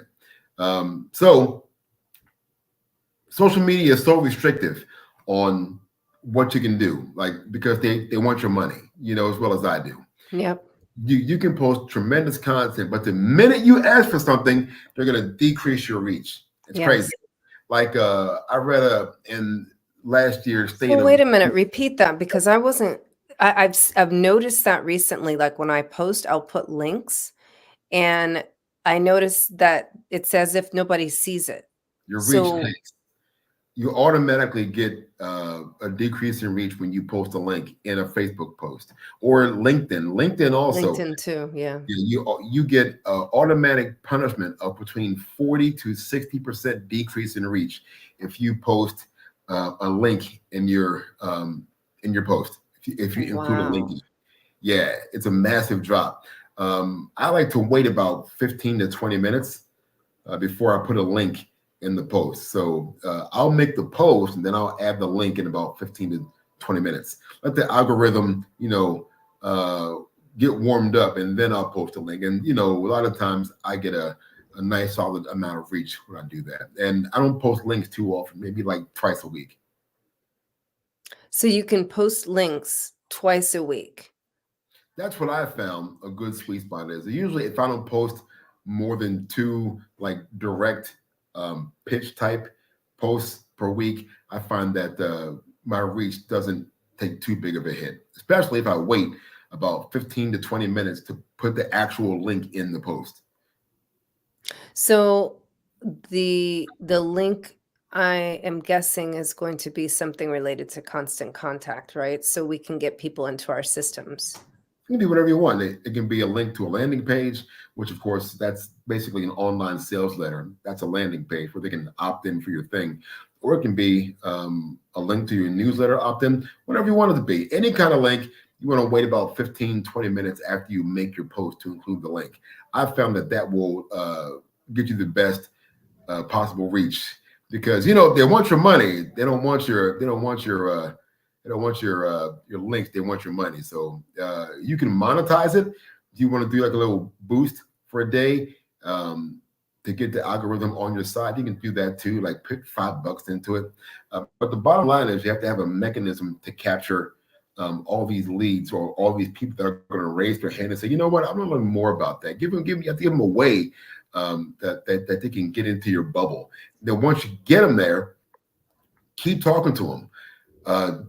People have dead lists that they haven't even spoken to in months or years even. I was talking to a clinic one time, talking to an aesthetics clinic, a med spa, if you will, a med spa who was feeling threatened by some competition that entered their area. And upon discovery, our discovery chat, what I discovered was that they had an email list of over 3,000 people on it that they hadn't spoken to in years. I said, that's your answer right there.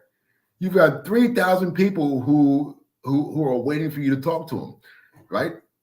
So they reactivated their email list. They sent out a 2-week campaign, and they ended up getting about 150 people who took them up on the offer that they sent.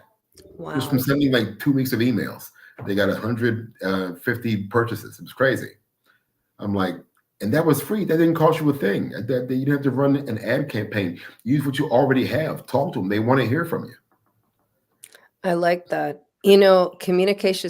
Communication is so important, and we don't realize it, right? And if you it's always available to you if you already have an email list. So I do want to talk a little bit about your choice to be a constant contact expert, because like over the years I've used Keep. What was that? That was Infusionsoft before. I've used I've used Aweber, and I've used Constant Contact now. Constant Contact I actually began with, but I haven't come back to them. So what's new with Constant Contact, and why did you choose to be an expert with them? Well, they asked me to. Oh, okay. I was at an event in DC with the National Black Chambers, and I met a constant contact expert who's been working with them for like the past 20 years. And we got to talking, and she said, you should join my team. I said, I should? She said, yeah, we're going to talk about this. Because I didn't even know about the program, to where basically you're a constant contact local expert. So you get a bunch of free marketing training, and you get put on their network of speakers, so that when they have events in the area, they may call upon you to speak representing their brand. And there's a lot of resources that they give you. There's lots of education opportunities, lots of connection. So Constant Contact has always been the leader in the email marketing space, always been a leader. They're coming up with some pretty cool innovations.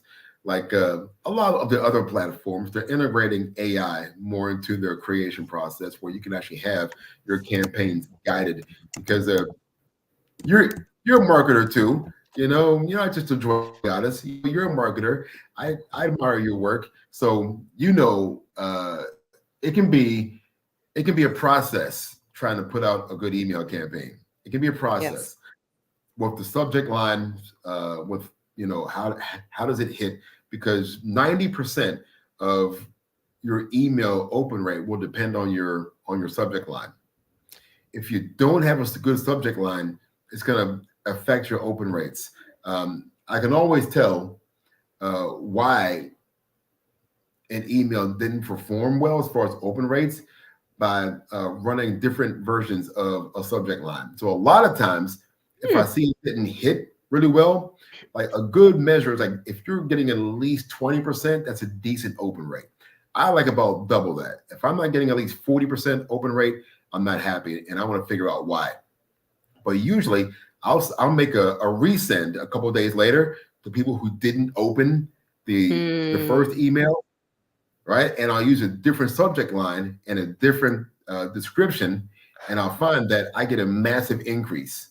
So then I'll add that subject line to my list of winners that I can go back and use again at a later time, for maybe even for a different list. So if I get 23% open rate on one email, and I get like a 35% email on the open on the same email but a different title, the problem was the subject line. The title, okay. I'll have to look at that. My average open rate is like 45%. That's amazing. That's really good. Is that really good? Okay, so when no, seriously, if you get about 45%, no, that's amazing.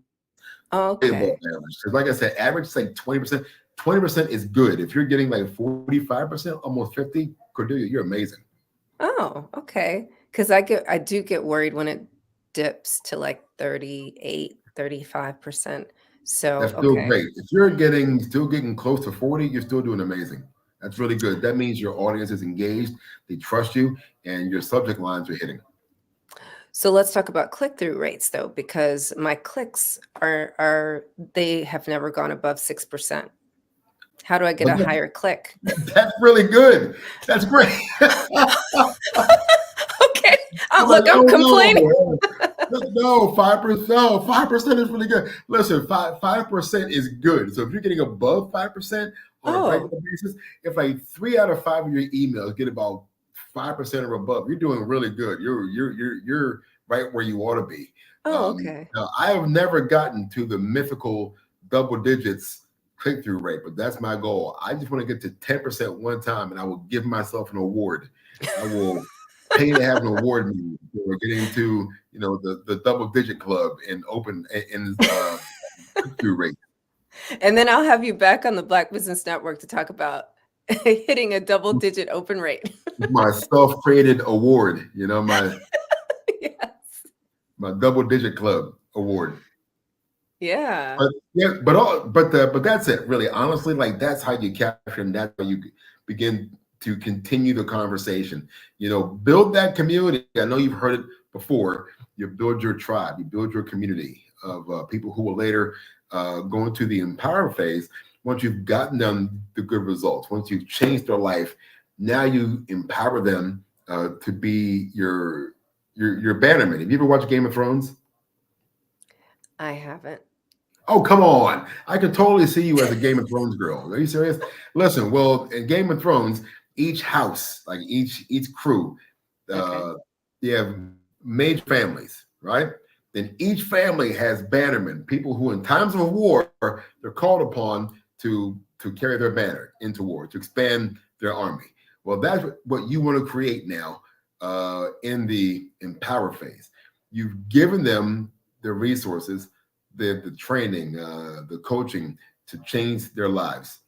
And now they want to spread the word. They want to become your flag bearers. They want to become your bannermen in war now. Now they're completely indoctrinated, into the joy goddess system of beliefs. They're completely indoctrinated. And now they want to go into the world. And that's where that you've done the best work. And that's where you can actually begin to scale back on your paid marketing, because now you've got a complete team of people who are working to bring people to you. That's the ultimate compliment and the ultimate judge of how well you are operating as a business are your clients bringing people to you? Okay. So how you can tell whether or not you're great at what you do by the referrals. Exactly. If they're not bringing you anybody, then you're just okay. But if they're not leaving, but they're not telling anybody about you, you got more work to do. There's something missing there that you got to figure out. A lot of times, what I've found is that you have to your relationship has to be someone's third place, if you know what that means. Have you ever heard that term, third place? No. So people have work, they have home, then they have a third place. Some people's third place is the bar. Some people's third place is the gym. Some people's third place, is their bowling league, right? But I like to when you can create a community with your clients. So if none of your clients know each other, that's a mistake. So you have to create this crew, this whole community, this tribe. Like for instance, when I had my gyms, we had monthly client get-togethers.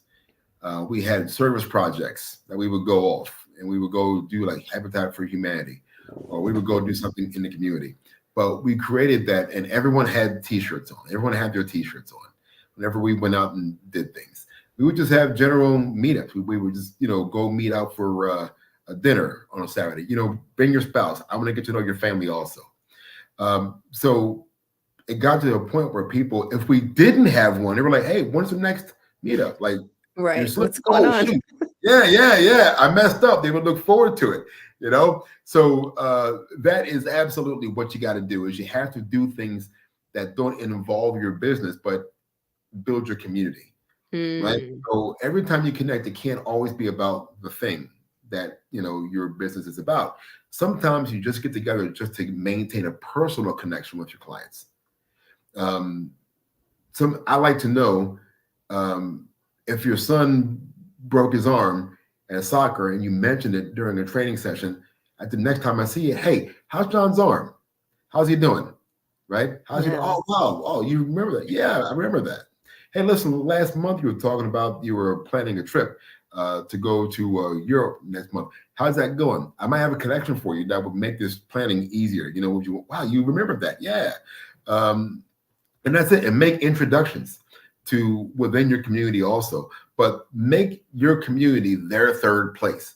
That's how you create these champions, because you're not just providing a service, you're also becoming friends, and you're also becoming a trusted advisor in their life, and so that if they have a sudden dip in their income, they would much rather turn off Netflix than not pay you.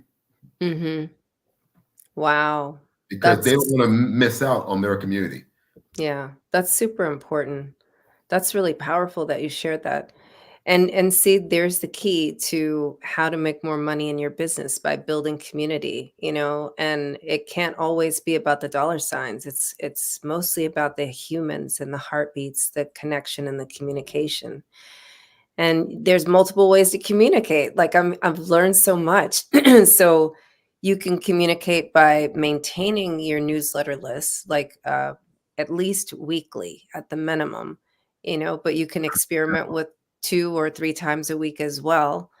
And then also, we didn't talk about this too much, but if we can take a couple of minutes about this, pulling your social media following to your newsletter. I guess that would be the links that you're sharing on your post, right? Is to get them to opt in. But that's super important. So tell a little bit more how we can do that. Well, have you heard the term call to action? You're on my subscriber list, so I've talked about this. I am, yes. On my email. Yes, but for the people that are watching us. Right. I'll lay it out for you. A CTA is like the abbreviation for call to action. I'm trying to not give a lot of marketing speak, a lot of jargon, but the call to action, it simply means that you tell them what to do. Every time I communicate with any of the channels, there's always a call to action. I will always tell you what I want you to do next. People need to be told what to do. If you produce a dope blog post for your website, but you don't tell them what to do, they're going to say, oh, well, that was nice, and then keep scrolling on. Listen, if this resonated with you and you want to learn more about how we can customize this for your business, click here to book the 15-minute call, or click on this link to join my webinar in 7 days, or do this thing, or download this checklist, or get this free training by giving me your email address here. But tell them what to do next every time you communicate. Doesn't have to be a hard sell, but tell them what to do. Every time you make a social media post that's business related, tell them what to do next. It doesn't even always have to be a link. It can be, hey, DM me and let's chat. But whatever it is, always include a call to action. Tell them what to do next. What's the next logical step in their relationship with you? Okay. So always give them something to do. Always give a call to action. So we tell them what to do. Don't ask. Tell them what to do. Go do this. Like, seriously. And there's another concept called urgency, right? Or scarcity. Urgency and scarcity, or FOMO. You ever heard of FOMO? Fear of missing out. Scarcity, fear of missing out. And what did I say? I just drew a total blank. Scarcity, fear of missing out, and urgency are 3 factors in call to action. So click here, only 5 spots left. Or I can't do this after November 15th. So hit me now. This goes offline in 2 weeks. Download it while you can, right?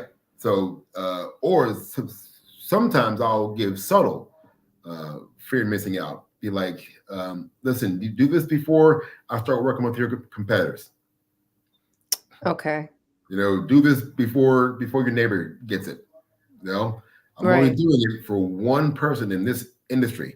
Get it before your competitor does, because if they get it before you do, they're going to blow you away. You'll be out of business. No, but hey, listen, man. Some of these things, it's like you gotta create that. You have to create urgency, because people are scrolling all day, and you gotta get them to make the decision while they're engaged. Because if you lose them, chances are you're not going to see them for a long time if you see them again. That's like when I see a website that's nothing more than an online brochure. I'm like, you're wasting so much online space.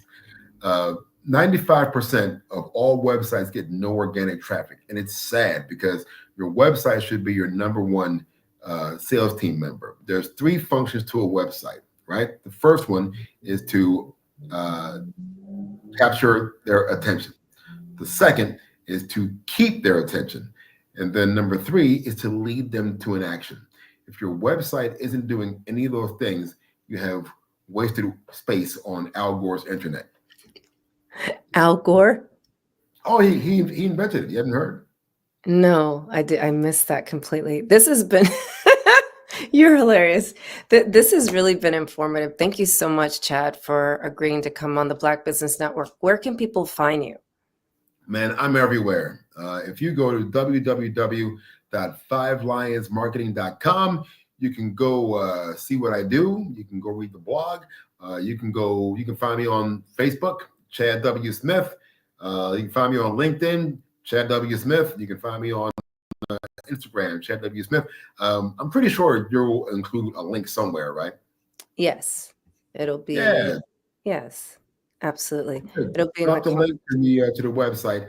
I would anyone that emails me at chieflion@5lionsmarketing.com. Here's the call to action.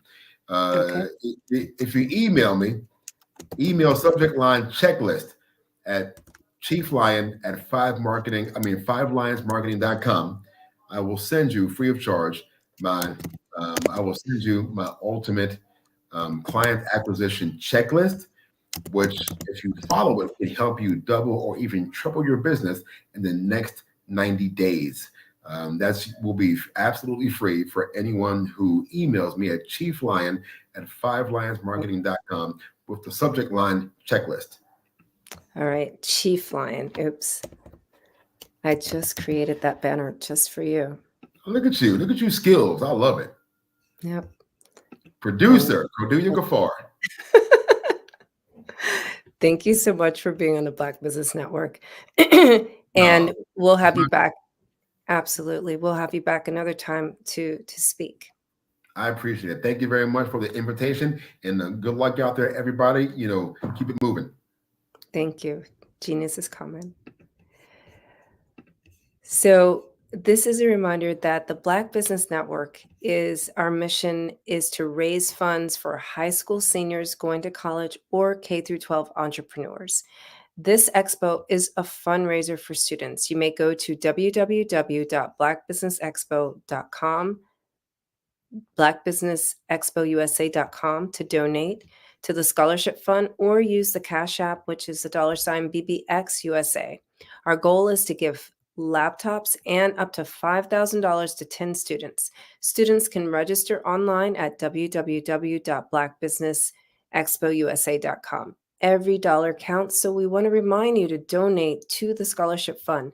We want to thank our Black Business Expo USA sponsors for this month: NC100, Suede Soul, Carolina, Virginia's Minority Supplier Development Council, Step Management, Margie McLean Foundation, Inc., Genius is Common, Our TV, Executive Women's Success Institute, The Quality Coaching Company, Superwoman Business Services, Creative Force Studios, Lee Entertainment, Black Business Olympics, Artistic App Design, Black Business Expo USA, and Genius is Common. And we will see you on the other side.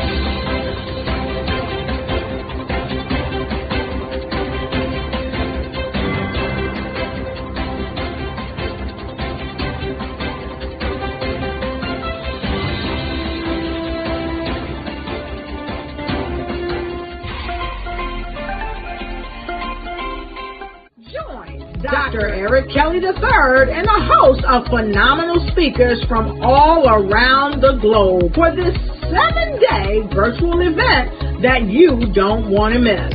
The mission of the Black Business Expo is to raise scholarship money from kids all the way from high school all the way from college. The Black Business Olympics is one of the largest Black business showcases in the world. It is an opportunity for businesses and companies to showcase their businesses globally. We are going to be giving away laptops up to $5,000 away to students. Again, I'm Olivia Appleberry, the founder of 2 Cents Finance and one of the speakers for the expo. I am so excited to see you there. For more info, go to www.blackbusinessexpousa.com or call 919-308-9090 and hope to see you there. I am Black Business. From the moment I wake until the time I sleep. Yes, I am Black Business. I am Black Business. Tell me, are you Black Business? I am Black Business. Do you support Black businesses? Listen, I support Black business because I am Black Business. Black Business Expo, one of the largest business showcases in the history of Black business in the world. The world! Sign up today at www.blackbusinessexpousa.com or call 919-308-9090. I am Black Business. I am Black Business. From the moment I wake until the time I sleep, I am Black Business. I am Black Business. Are you Black Business? I am Black Business. Do you support Black businesses? I support Black business because I am Black Business. Black Business Expo, one of the largest business showcases in the history of Black America in North Carolina. Join Dr. Eric Kelly III and a host of phenomenal speakers from all around the globe for this 7-day virtual event that you don't want to miss. The mission of the Black Business Expo is to raise scholarship money from kids all the way from high school all the way from college. The Black Business Olympics is one of the largest Black business showcases in the world. It is an opportunity for businesses and companies to showcase their businesses globally. We are going to be giving away laptops up to $5,000 away to students. Again, I'm Olivia Appleberry, the founder of 2 Cents Finance and one of the speakers for the expo. I am so excited to see you there. For more info, go to www.blackbusinessexpousa.com or call 919-308-9090 and hope to see you there.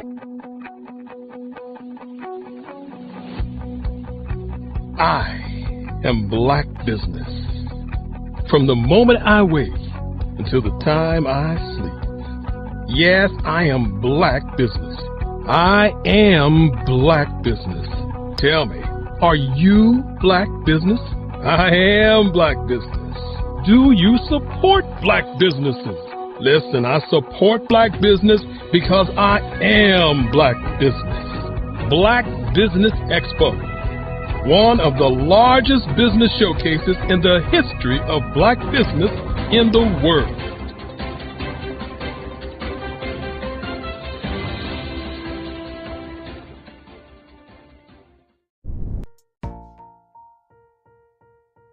Have you ever seen a parent stressed out and needed a stress reliever with their child? One morning I was coming out of a store and saw a mother and her 3 or 4-year-old son. She was highly upset, actually beginning to yell at him. However, the more upset she became, it seemed the calmer the child became. He sat down on the sidewalk, crisscross applesauce, folded his arms, and looked up at her with a smile. You see, the angrier she became, the calmer he became, because he had the control of the situation. Hi, I'm Frizelma Lynn. I am the CEO and founder of Frizelma Teaching Parents, LLC. I'm a retired teacher, school district administrator, an author, speaker, and I am the Parenting 911 coach. My mission is to rescue families by equipping parents with proven, effective, and practical strategies to enhance their parenting skills. Many times we as a society expect parents to teach, train, and raise their children without providing the necessary tools they need to accomplish this. However, parenting issues cannot be resolved without intervention. Therefore, Frizelma Teaching Parents has provided coaching programs, digital courses, and live webinar trainings to provide step-by-step research-based parenting strategies, even for parents whose children are disrespectful, defiant, for those who have been diagnosed with ADD and ADHD, and even for parents of adult children. No longer will you have the need to feel like you are a failure as a parent. You'll now have the tools needed for each situation. Trust me on this one. Go to www.parenting911.org. Book a 15-minute strategy session with me or choose one of the coaching programs. Our training helps parents relieve stress. Are you a forward-thinking entrepreneur or business owner? The world is changing faster than ever, and it's time to pivot and adapt to the future. Hello LLC is here to help you do just that. Hello stands for helping enterprises leverage leading-edge optimizations. Our innovative solutions can streamline operations, reduce overhead costs, and give you a competitive edge in a market projected to reach $5 trillion by 2030. By pivoting to the metaverse, businesses can tap into a rapidly growing market that is projected to be a significant part of daily life for 25% of Americans by 2026. As a full digital metaverse agency, the Hello LLC can help you create custom solutions to streamline operations, increase productivity, reduce costs, and drive brand recognition. Why should you pivot to the metaverse with the Hello LLC? By leveraging cutting-edge technology, you can provide immersive experiences for your customers, expand your global reach, and unlock new revenue streams. Contact us today to make the pivot. Bravery is not the absence of fear, but the ability to overcome it. We stand for those who defy suppression, who speak out, and those who walk the road less traveled. Everyone deserves to be seen and their voices to be heard. We're sparking a movement, growing a community of creators united by the desire for freedom, choice, equity, and ownership. At Fanbase, it's all for one and one for all. We support each other to guide, promote, and uplift you in a place where you can unapologetically be yourself. A place where your voice, ideas, and creativity are not just welcomed, but celebrated. We are Black founded, minority funded, and supported by a diverse, inclusive, powerful community that believes in the strength of authenticity and individual choice. Regardless of success or background, we welcome you, the marginalized, the underappreciated, the successful, the superstar. We're for all who seek a space to express themselves freely, where they are rewarded for being their authentic, true self. We transcend labels because only we have the right to define ourselves. We are built for the brave, the culture, the creators, and for the future where everyone has the power to shape their own destiny, where all are empowered, voices are amplified, and freedom is embraced. For the first time, you have a chance to own the platform you helped make popular. It's a revolution, a movement in how we connect, create, and share. Everyone is a creator, and everyone has a fan base. Here, you can be you without limits.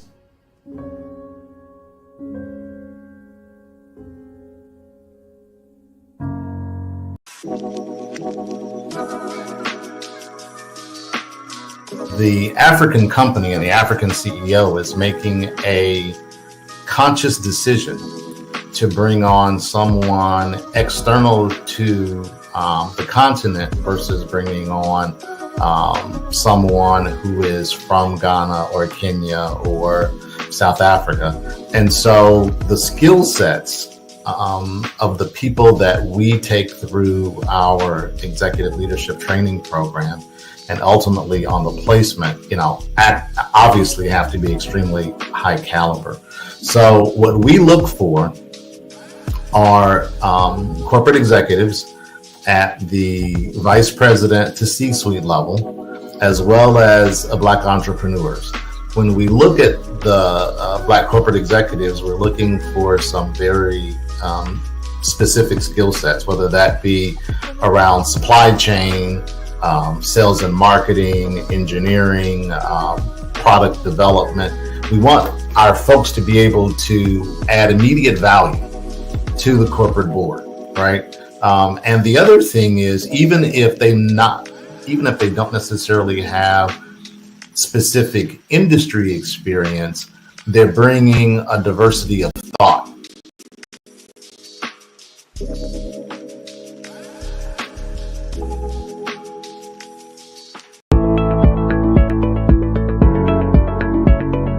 Prepare for what's coming and dominate in economic winter.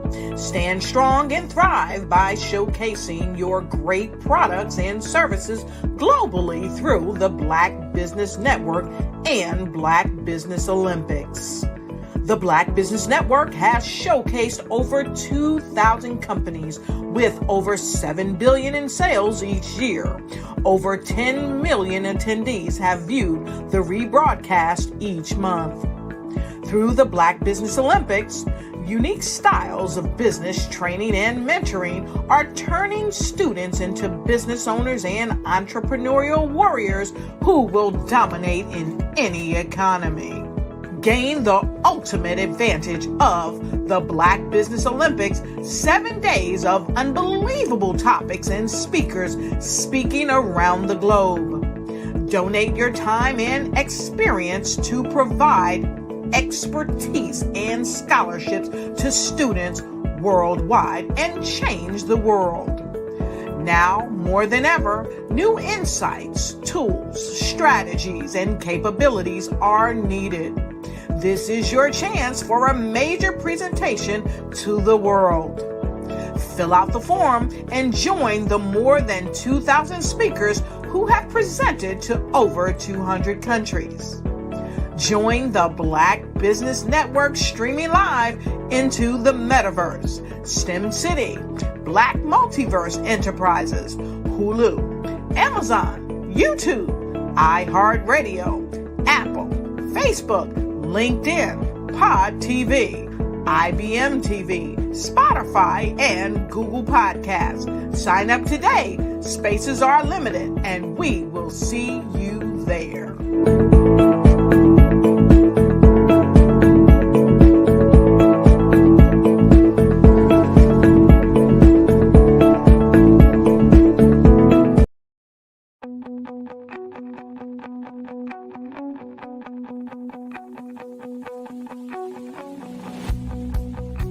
I am Black Business.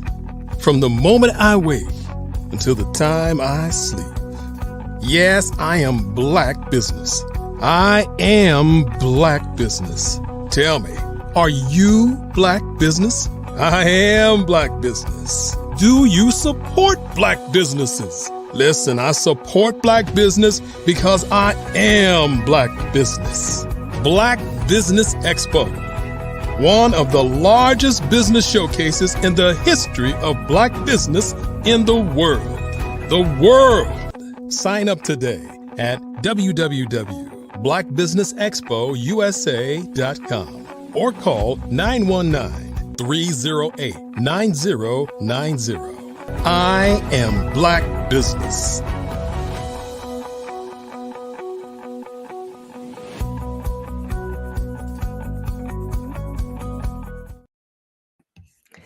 Good day, business owners, entrepreneurs, thought leaders, and corporations. Welcome to the Black Business Network. My name is Cordelia Gaffar.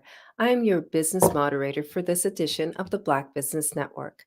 The Black Business Network is a 24-hour business network showcasing Black businesses, business owners, entrepreneurs, and thought leaders worldwide. We have speakers from North Carolina, London, Singapore, Africa, Japan, and cities all over the United States. The Black Business Network is a global community sharing its business knowledge to empower, inspire, and educate businesses about business. Today, I get to do another fireside chat, this time with Heather Williams. She is a certified fitness professional with 35 plus years of experience, specializing in empowering women 45 plus to invest in themselves and use fitness goals to prioritize self-care. She has created a unique, holistic methodology combining physical fitness with mindset strategies, helping women rediscover joy, boost energy, and thrive in all aspects of life. As the founder and CEO of Journey to Forever Fit, she offers personalized fitness programs, group fitness, well life goal coaching, corporate consulting, and program development. Heather advocates for fitness as a foundation of holistic living and daily self-care, emphasizing the importance of starting with who you are before addressing why and how of achieving goals. Committed to shaping the fitness industry's future, her goal is to ensure no woman feels left behind in her middle life and well life journey. I want women to know they can reclaim their energy, achieve optimal wellness, and give from overflow. I present to you Heather Williams. Hey, Cordelia. How are you on this November 1st? How are you on this Friday? I am excellent. It's Free to Be Friday. I saw your post today. I saw that. Yes, Free to Be Friday. Free to Be Friday. Yeah. So I totally resonate with your mission about encouraging women over 45 to reclaim their joy and rediscover themselves. How did you create your business around this? Like, where did it all begin? I think where I am where I am as a woman, as a mom, as a wife, where I am as a daughter, a friend, I would say sister, but I'm an only child, but I'm Black. So, I have a lot of sisters, if that makes sense. Right. But I think it's an evolutionary process. So it's a lot of it has been my own journey. So when I started at 17 in high school, not just doing, back then it was aerobics, not just doing aerobics. I was a competitive cheerleader and musical theater to theater kid. So always being in the spotlight and being very aware of my Black, Irish, Latina, Black and Irish on my mom's side, Black and Latina on my father's side, and I say quarter Dominican just because that's what my father's father was. And I was living in Miami at the time, and being I wouldn't say, I would say probably back then I was probably like a size 5'7", which for the 80s was a large size to be a gymnast, to be a musical theater student, to be a competitive cheerleader, and I was doing all the things. So that's how I actually got into fitness, because I always say I didn't want to be a fat cheerleader. I wasn't, theoretically speaking, in the literal sense, I was not. But that's where it came from. And then just the love of movement. In college, it was a way not to gain a freshman 15. So I'm probably one of the very few people I know that never gained weight through college, and the weight that I gained was more muscle than.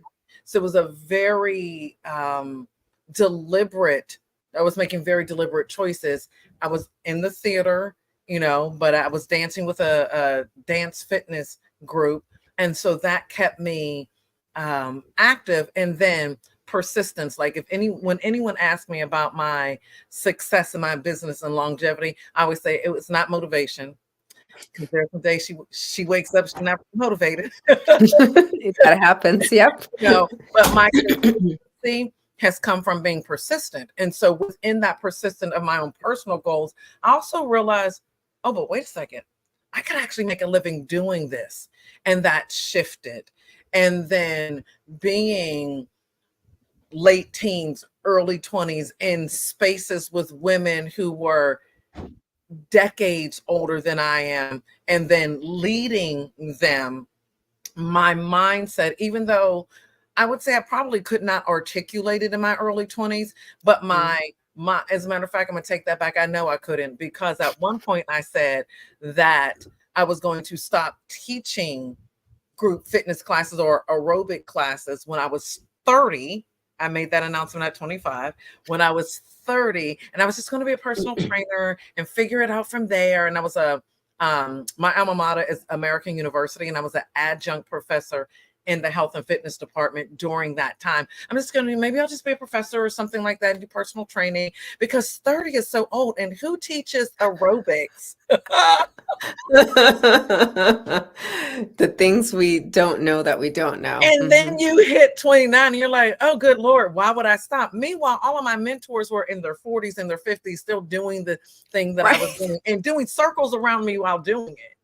And at that point in time in my 30s, I realized that not only did I want to make this a career and stop auditioning and stop doing the theater aspect of it, or even professionally dancing, but I wanted to do that because I was seeing the changes that I was making in the lives of women who were coming to classes, regardless of age, regardless of physical ability, regardless of ethnicity and culture.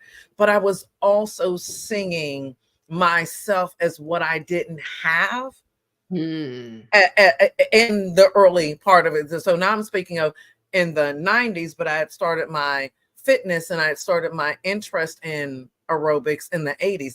I didn't see me on the cover of a magazine. I didn't I was not in those spaces. When I joined gyms, I was likely the only, now in an African dance class and I used to take a samba class.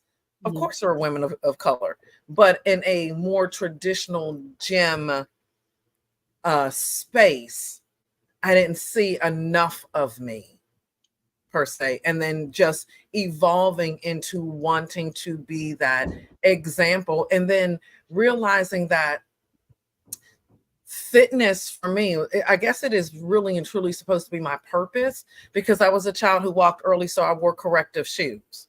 My parents were told that if they didn't break and reset my legs, I would never be normal for whatever that means. And again, name a sport, name an activity. I probably have done it. So I ice skate, I roller skate, I rollerblade. I've been a runner. I ski. Wait, still? Yeah. Okay. I know I have not been on snow skis or water skis, and I've not water skied, but I know that if you threw me in the water on a pair of skis, there's no doubt in my mind that I couldn't do it. I still ice skate. I taught my daughter how to ice skate. I rollerblade. She does not have the ankles for it. She likes roller skates. I roller skate. I can bike ride. I'm not afraid of a motorcycle. I know how to shoot a gun. Like I'm never going to not move. Right. Yeah.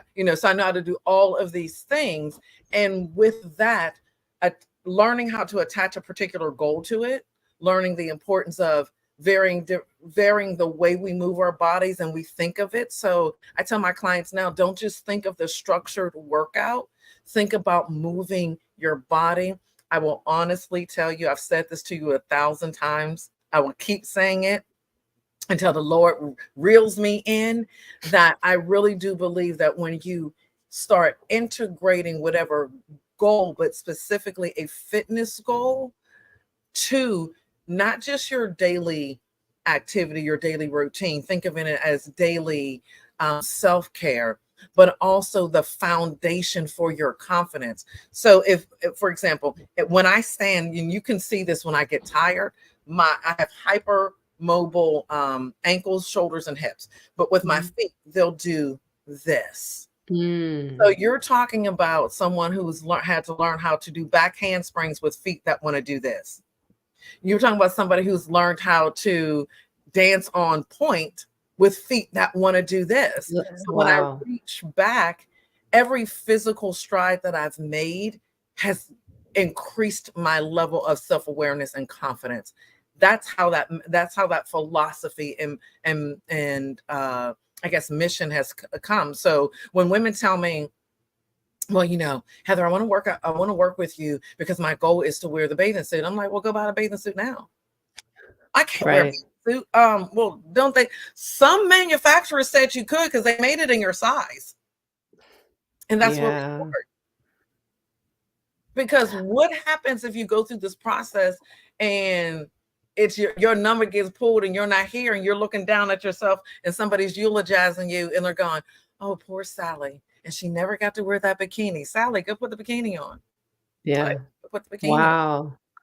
I like that. I like the way you make it real for your clients in the moment. Like, don't wait. What are we waiting for? Right. What are we waiting for? Now you're alive. Look, my grandmother, I'm going to see my grandmother tomorrow. I'm so excited. She'll be 103 tomorrow. Now, she was born at the end of our first pandemic. Okay. So they were coming out of that. And she was also coming, which sent the country into a depression. She was born in 1922. So I can tell my grandchildren one day, I too have survived a pandemic. But hell, if I'm gonna survive a pandemic, why am I putting my life on hold? Right. We remember what it was like 4 years ago. Yeah. Yeah, we do. So what are we waiting for? And I think you gain so much what's the saying that you should grow where you're planted? I think you gain so much from growing, from learning about the seeds, from learning about the ground, from learning how to water yourself right in that moment, as opposed to going, well, I'm just going to wait. I've had plenty of people tell me this. As a matter of fact, one of my dearest friends, I will try not to call her by name. We became friends because she was a member of the tennis club where I used to work. And she looked at me while I was training. She said, girl, I got 10 more pounds.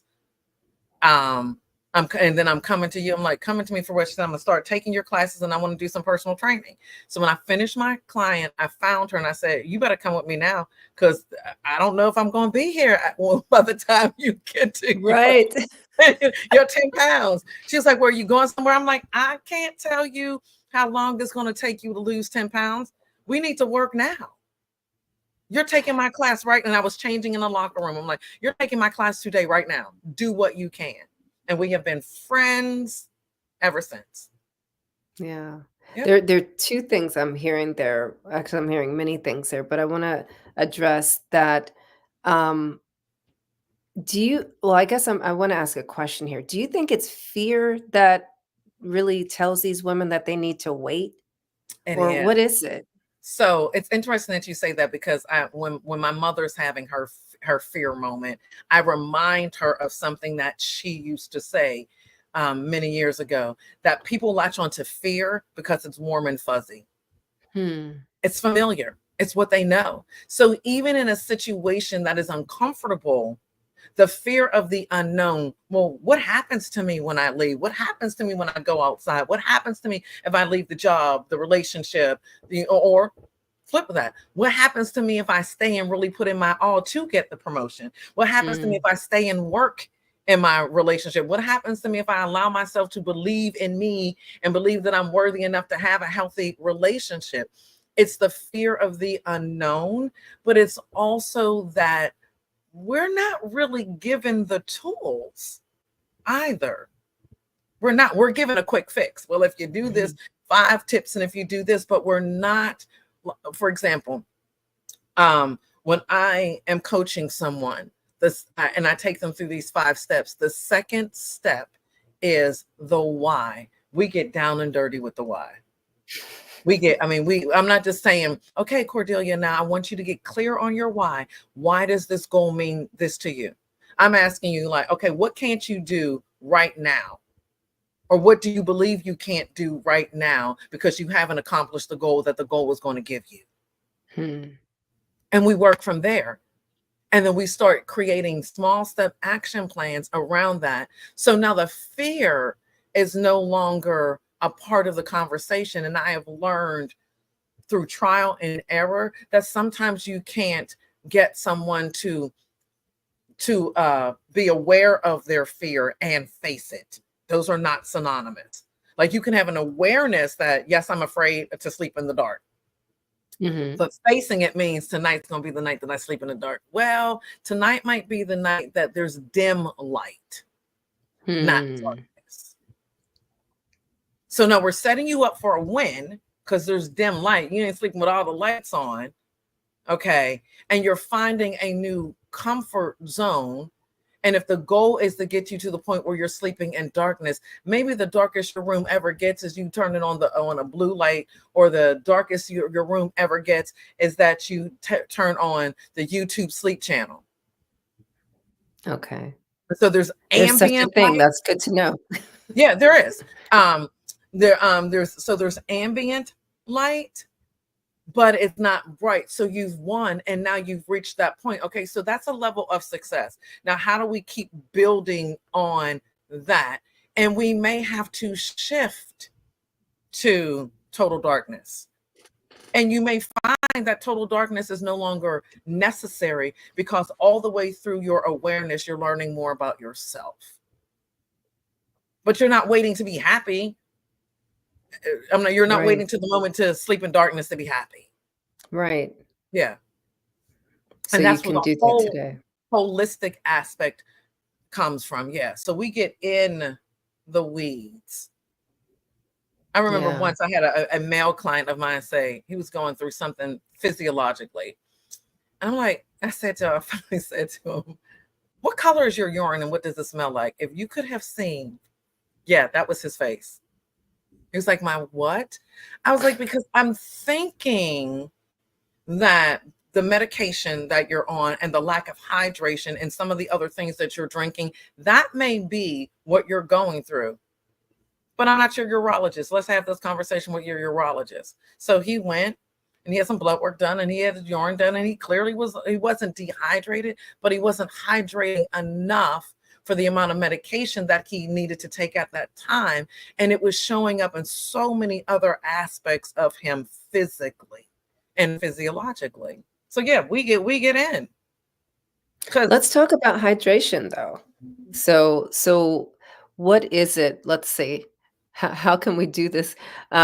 because people can just simply look at their urine and see if it's like a darker yellow. For sure, that would mean that they're dehydrated. Or But the, depending on, or I'm sorry, go no, ahead. no, no, go ahead. I'm sorry, because I think you're about to say what I was going to say. I was going to say, or depending on the color of the yellow, it could be the supplements they're taking or the medication they're on. And also, you want to pay attention to the smell. That's one of the questions actually I put in my questionnaire because I'm looking for body type, right? So there's some body types also that are more prone to a smell in their urine. So that's something to be aware of. But let's talk about the signs of hydration, because people think that when it's cold, you don't have to drink as much because they can't get dehydrated. So Well, because I think that there's been so much information that not enough of the information connects in a way that makes it make sense. So one of the things that I am learning to undo as a coach and as a trainer is to make certain that when I speak, I'm speaking simultaneously, generally, but specifically. So I would say that 6 to 8 ounces of water, 8 glasses a day is probably just a general thing. Now, what I would encourage anyone listening or to this or watching this to do is to be very specific with what they need. Because your need is going to be based on so many different things. What a person who is a runner needs or a weightlifter needs is going to be very different than the amount of water that a sedentary person needs. But a sedentary person who is on blood pressure medication and heart medication needs more water. Somebody who drinks alcohol, somebody who drinks wine, somebody who still smokes, someone who, drinks caffeine, be that from coffee or tea. And let me just throw this out there for the tea. It is not decaffeinated. It has less caffeine. If you understand how the USDA has determined how much caffeine can go into decaf, there is still caffeine in it. For example, I can't remember what the percentage is, but something can be called low fat up to almost 3% of fat in it. yeah. Yeah, I And I'm with the remember. growth. No, Okay. I can't I remember find that which is for caffeine. So just keep that in mind, that even in your teas, there's still going to be traces of caffeine. I'm not telling you not to have it. My goal, anytime I open my mouth, is to give someone an opportunity for introspection and reflection.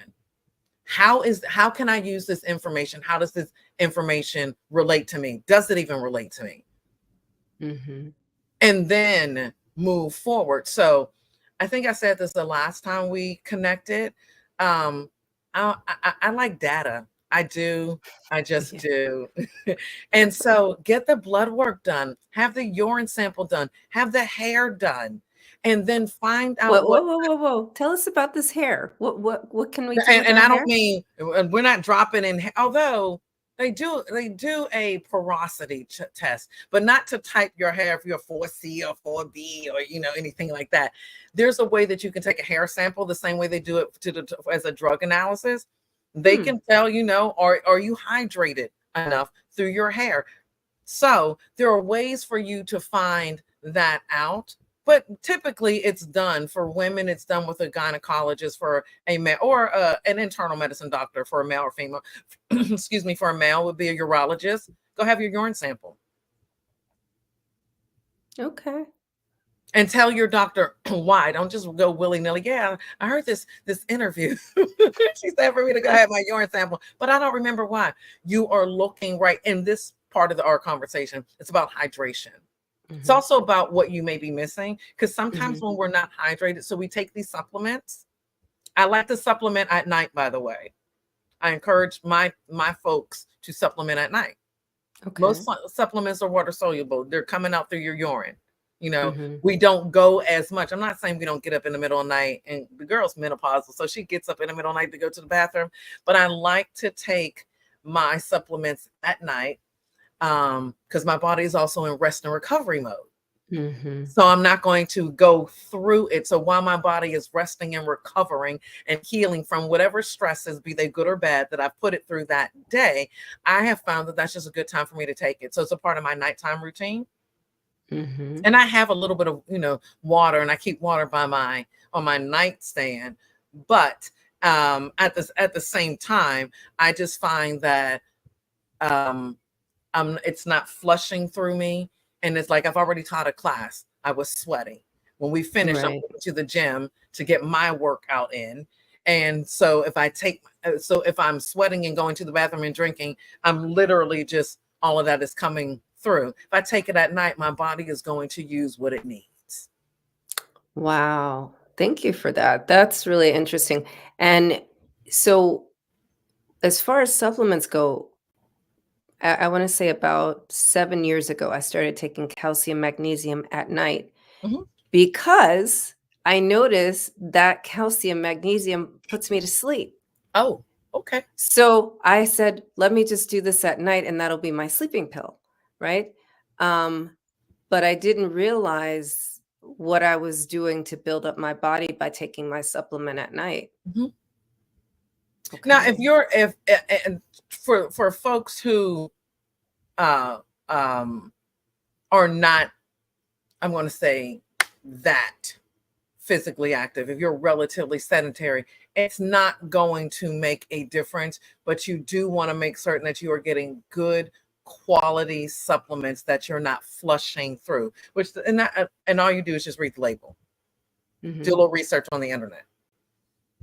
Look at it from that perspective. I'm not sponsored or partnered with anyone. And I typically do not recommend a brand. Okay. I will recommend what you probably should be supplementing with.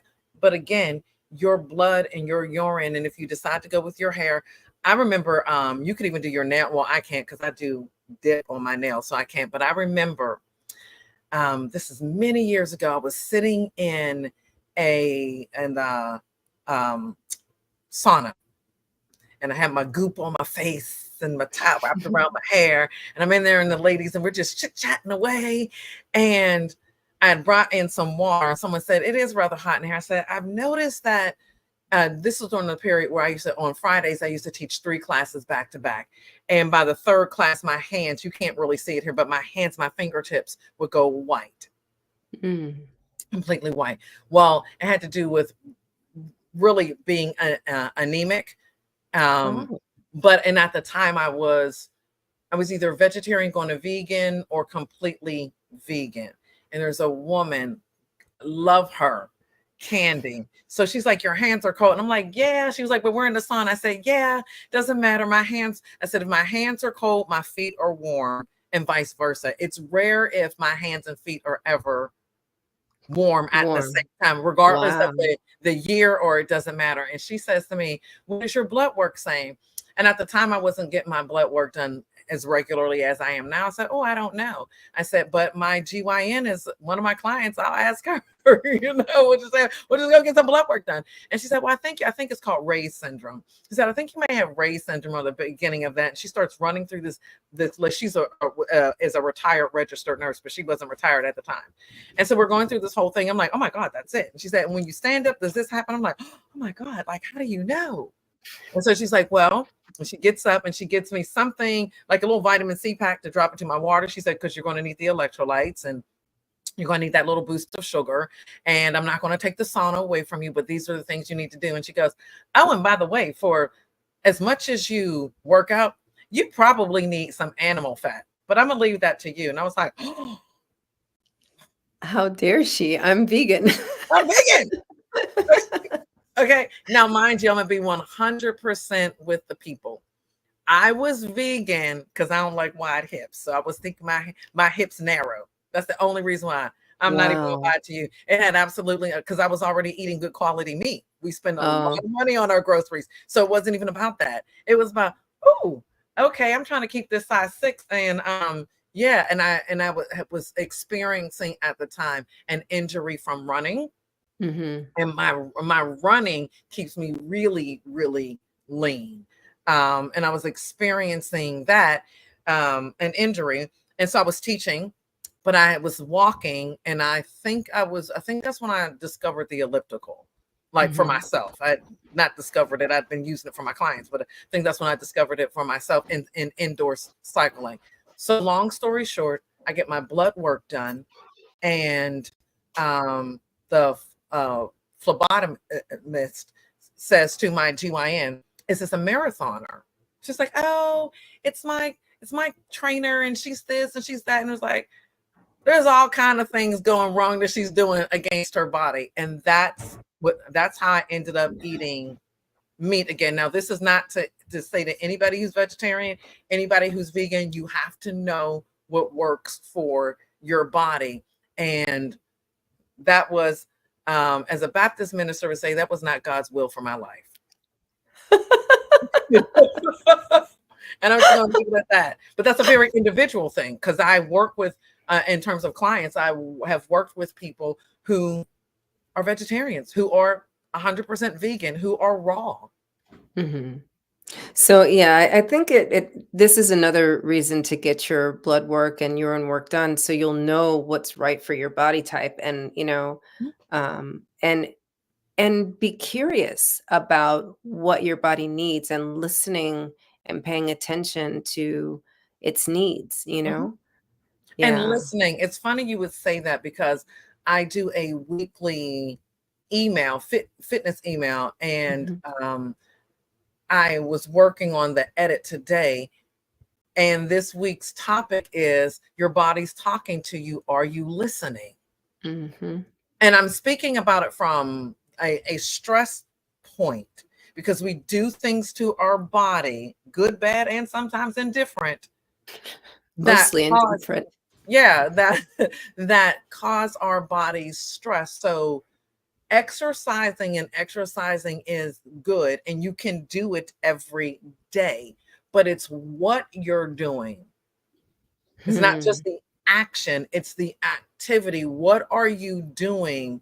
And are you giving yourself enough time to recover? Those stresses that we have a tendency to ignore, because we've learned to endure them, they come out through your body. What are some of those stresses, just so we'll know what to look for? So let's talk about what next Tuesday is. Yes. Okay. Yes. What's happening next Tuesday? For those of us in the United States, there's election. Okay. And we have been living with this thing for about 18 months. Yeah. And it's been a lot. So I noticed about April of 2023, I was at the point where I hated everything and everybody, particularly the everybody's. And I was like, what is, I'm a people person. What is with me not being able to people? And I know that for those of us who are extroverted, we still need our downtime. And I'm an only child, so I know how to put myself in a timeout, and I make no apologies for it. I already know how to do that. Okay. But it was something about it that was different. I'm a news junkie. And I'm hardcore. I'm talking about NPR, Al Jazeera, BBC, MSNBC. I'm like, CNN is a joke to me. I used to do Fox just on the other side, but they're a joke to me. And after the last lawsuit with them, I'm like, serves you right. No, I'm going into the weeds, and I'm one who I like to read it on my iPad. So when somebody says something that I don't know, I highlight it, tap it, and it brings up and it's almost, speaking your language, is almost orgasmic for me until it's not. Yeah. You know what I mean? Yeah. And so I made a very conscious decision last year in June that I was only going to do one day of news. Don't send me nothing. Don't talk to me about nothing. And a lot of my friends will come to me and say, H, so yeah, I read this article, girl, I know you know. It's not Monday. Monday's my news day. And I only Ah. chose Monday because I'm obsessed with Rachel Maddow, and now she's only on Mondays, and that was it. And then there were some days where I was just like, yeah, I don't want to know. Let the world blow up. I don't care. Let it happen. And not from an apathetic perspective, but I'm a Right. Self-care. self-care, right? And I can Yeah. be very all or nothing. Mm-hmm. And then this summer, I wish I would have waited until July, but going into the debate season, I was like, oh, this is what I'm gonna jump back in. I saw the debate, but by that point in time, I was okay, and I could manage. And so I still, for the most part, only focus on one day. And there are a couple of clients that I have that are political junkies that I try to keep my ear to the ground, because the way they get through their session, not their coaching sessions, but the folks that I do more of a traditional personal training session with, they show up on Zoom. We do a 30 to 45-minute workout, getting them to do an extra set of push-ups. We're going to talk what's going on in Arkansas or whatever, because that I'm keeping count sometimes, Right. but they're doing more. You follow what I Right. mean? So I can Right. use it that way without fully feeling like I'm not honoring my own boundary. So our social political climate, especially if we live in an environment where we feel like we're an outcast by the way we think, or we find out that our spouse is planning to do something differently, or we find out that our children, I have a friend who's going through this right now, because one of her kids is, and I'm like, stop engaging him, went from Team Biden to Cornel Yes. West, to back to Biden, to I don't know, we don't know about Kamala, to maybe Trump. Why are you having a conversation with him? Big boys, first of all, he's not registered, and he's not registered. He's on his way on a trip outside of the country, and he's all over the page because he's still searching. She was like, yeah, but a vote or a non-vote. I was like, but if he lands where his last vote was, which is counter to or his last thought was, which is counter to what you want to do, he's in this conversation, he's not voting for your person anyway. So you're spinning your wheels. And it was showing up because it was starting to disrupt her sleep. Yeah. So the stresses are, the conversations we choose to have, the people we choose to let in our circles. The projects that we take on. It is not necessary for you to be den mother every season for all of your children's scout, whatever. And if that is going to be your commitment, then you don't need 9 committees at church. And then what you're telling yourself is that I'm going to have this caffeine. I'm going to drink me a Pepsi. I'm going to drink me a Coke. I'm going to have me a diet, whatever. Your body cannot process the caffeine nor the sugar. So now you're in this hormonal thing. Oh, and by the way, did I add in that to perimenopausal or in menopause? So your cortisol levels are shot to all you know what. And you're thinking, well, of course, it's just menopause. Sometimes it is. A lot of times it isn't.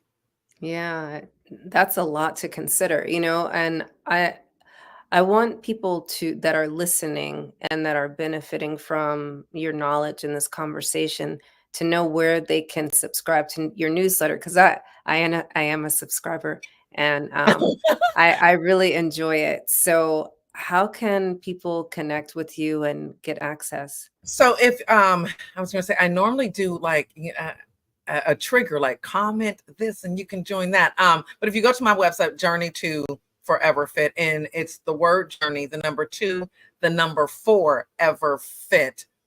Journey to Forever Fit at sutra.fit, because that's the platform I'm on. You can, where it says contact me, you can join the email list there. Okay. Yeah. And also, or on Instagram, Rita. I was about to say, it just hit me. Or you can go follow me on Instagram and read a caption, and the caption will 9 times out of 10 tell you to comment chat. That's to set up a complimentary session with me, or to comment Forever Fit, and that will send you the link to join the email list. Okay. Or you could just DM me. I could just send it to you. I mean, yes, it works too. So I every time we have these conversations, I learn so much. I learn so much about myself and about other ways that I can listen to my body and take care of my body. And so, right before I let you go, can you share just one nugget for our business entrepreneurs here on the network?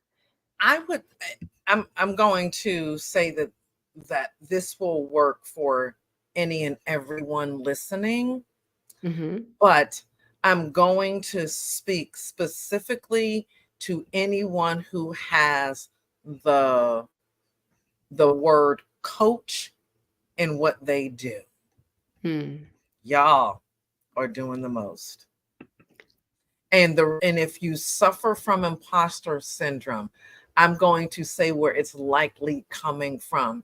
It's not because you don't recognize that you're skilled. You know you're skilled. You know what you bring to the table. Hell, but before you started your business, you had to keep reminding your former employer what you brought to the table. When you sit with your girlfriends or when you sit with the fellas, I'm quite certain that somewhere in your conversation, they don't even know what I'm bringing to the table. Okay? So you know what it is. You feel the imposter syndrome because you're not filling your cup first. You can't run a business on empty. You can't run a business, grow a business, hire a team, hire contractors. You can't have speaking engagements, show up for your clients, show up for your husband, your children, the church, your sorority, the book club, all these things without filling your cup first. And that would be the thing that I would leave you with. Figure out what that means for you, own it, and then start doing it. Start filling your cup first. Thank you so much. It's always a pleasure speaking with you, Heather. And thank you for me. Absolutely, for being on the Black Business Network. Genius is common, and I'll see you next time. See you later. Bye-bye. Bye. The Black Business Expo's mission is to raise funds for high school seniors going to college or K-12 entrepreneurs. This expo is a fundraiser for students. You may go to www.blackbusinessexpousa.com to donate to the scholarship fund or use the Cash App, which is the $ BBXUSA. Our goal is to give laptops and up to $5,000 to 10 students. The students can register online at www.blackbusinessexpousa.com. Every dollar counts, so we want to remind you to donate to the scholarship fund. We want to thank our Black Business Expo USA sponsors for the month of November: NC100, Suede Soul, Carolina, Virginia Minority Supplier Development Council, Step Management, Margie McLean Foundation, Inc., Genius is Common, Our TV, Executive Women's Success Institute, The Quality Coaching Company, Superwoman Business Services, Creative Force Studios, Lee Entertainment, Black Business Olympics, Artistic App Design, Black Business Expo USA. Genius is Common, and I'll see you on the other side.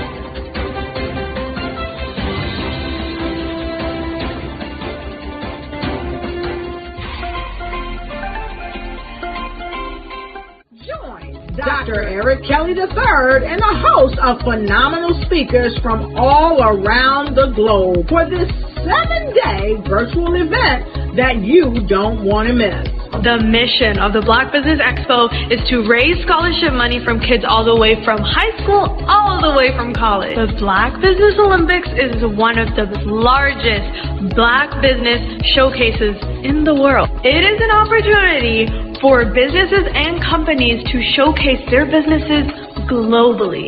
We are going to be giving away laptops up to $5,000 away to students.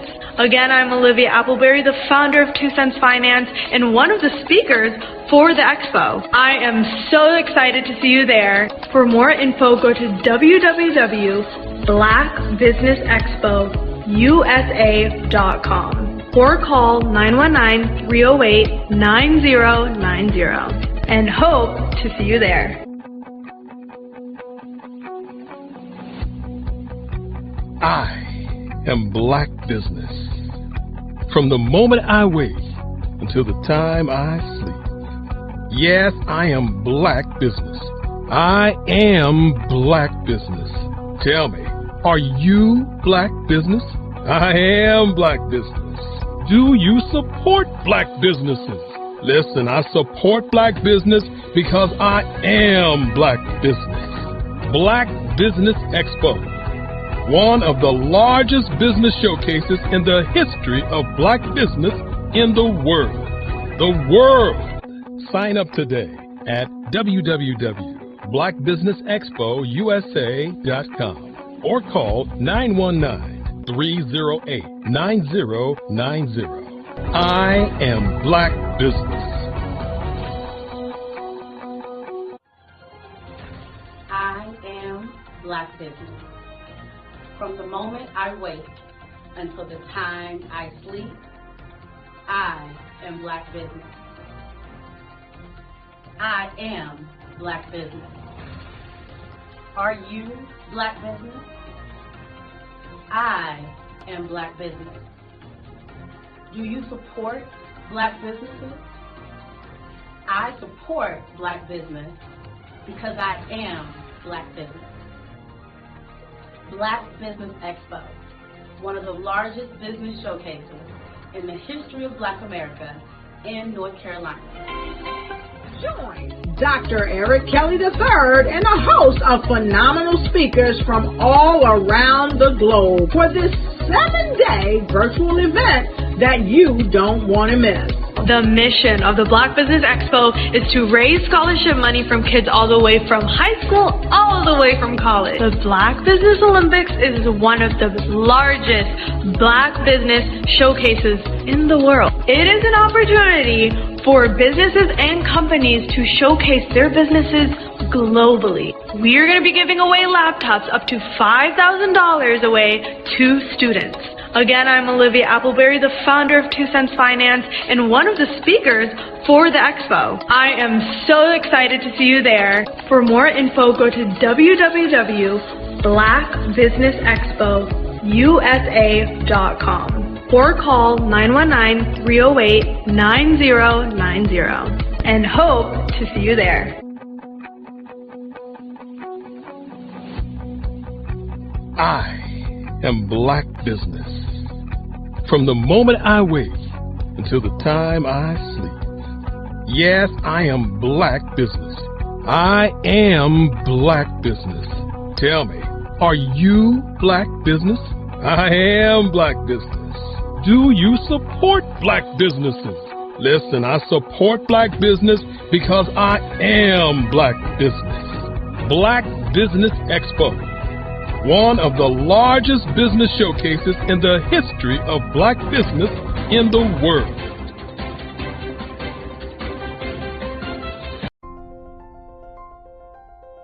What if you could build your own city? A place where every child can find nurturing people to help them achieve their full potential. A place where every adult can access job training support. Where health education is abundant. Where social justice ruled the land. A place without limitations. Welcome. You have arrived at STEM City USA. It is what every city should be. A safe and trusted community where you find people and resources to help you become everything you are and beyond. STEM City is unlike anything you have ever experienced. It is a digital twin of the world around you, only better. STEM City is about energy and soul renewal. It is more than a digital world. You can almost feel the power of live cultural events, music, and theater. STEM City promises a better future for children with caring mentors and hands-on activities with dedicated tutors to support our youth. STEM City is your passport to a healthy lifestyle with weekly events addressing our community's many issues. STEM City is your financial well-being with helpful information on wealth management, career advancement, job training, and so much more. STEM City is the community you deserve. It is the city where your dreams can come true. STEM City USA, a place in the sky that is accessible to all who reach for the stars.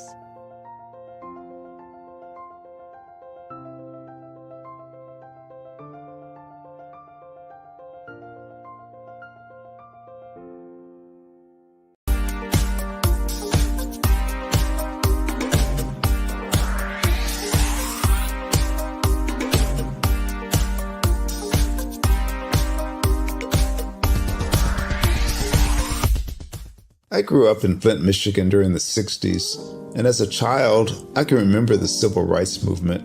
I remember our family huddling around our small black and white TV, and we'd watch all of the things that were going on in Alabama and Mississippi.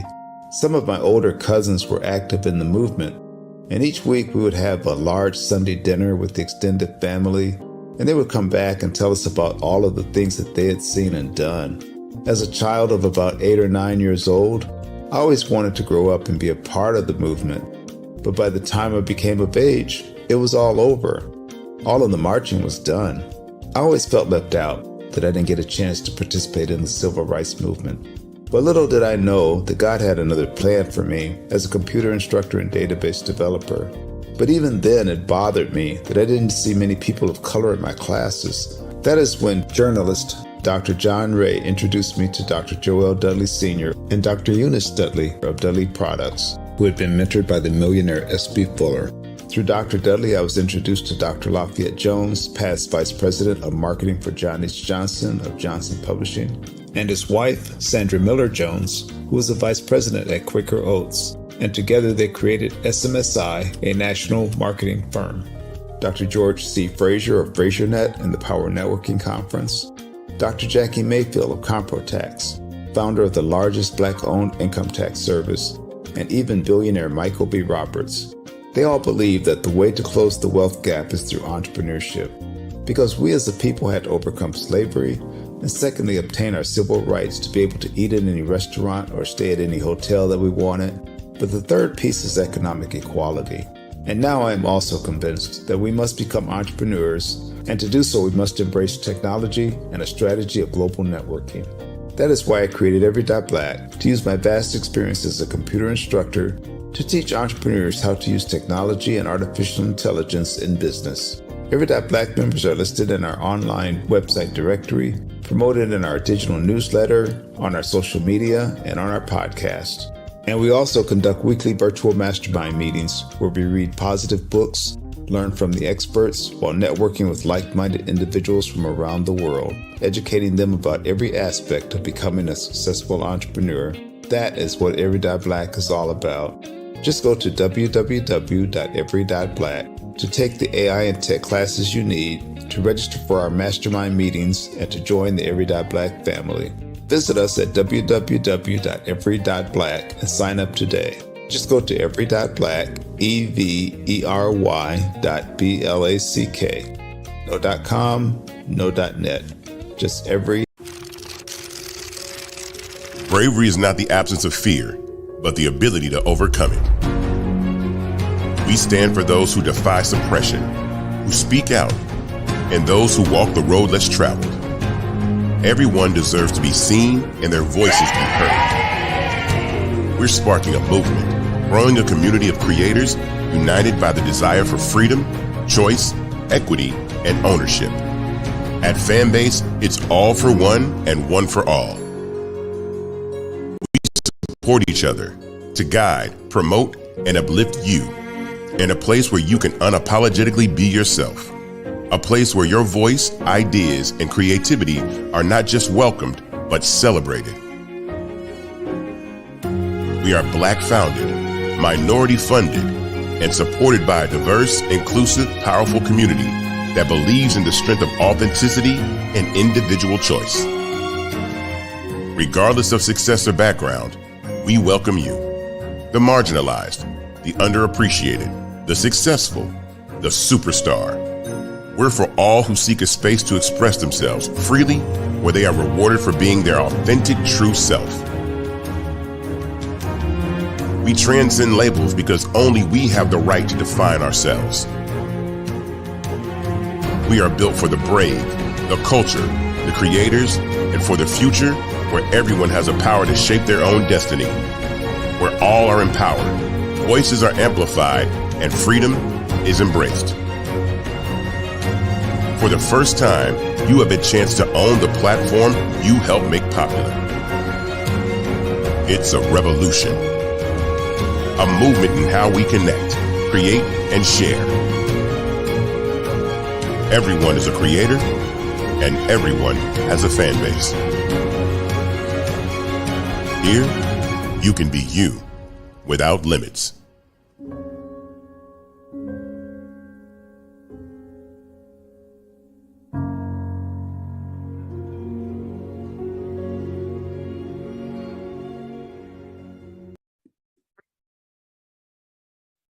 Hello, I'm Dr. Madeline Ann Lewis, President and CEO of the Executive Women's Success Institute. And my genius is helping women accelerate the path to success.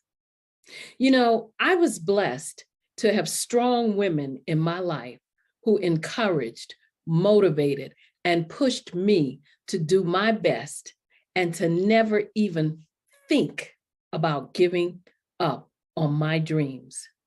So I say to women, we must show up to rise up.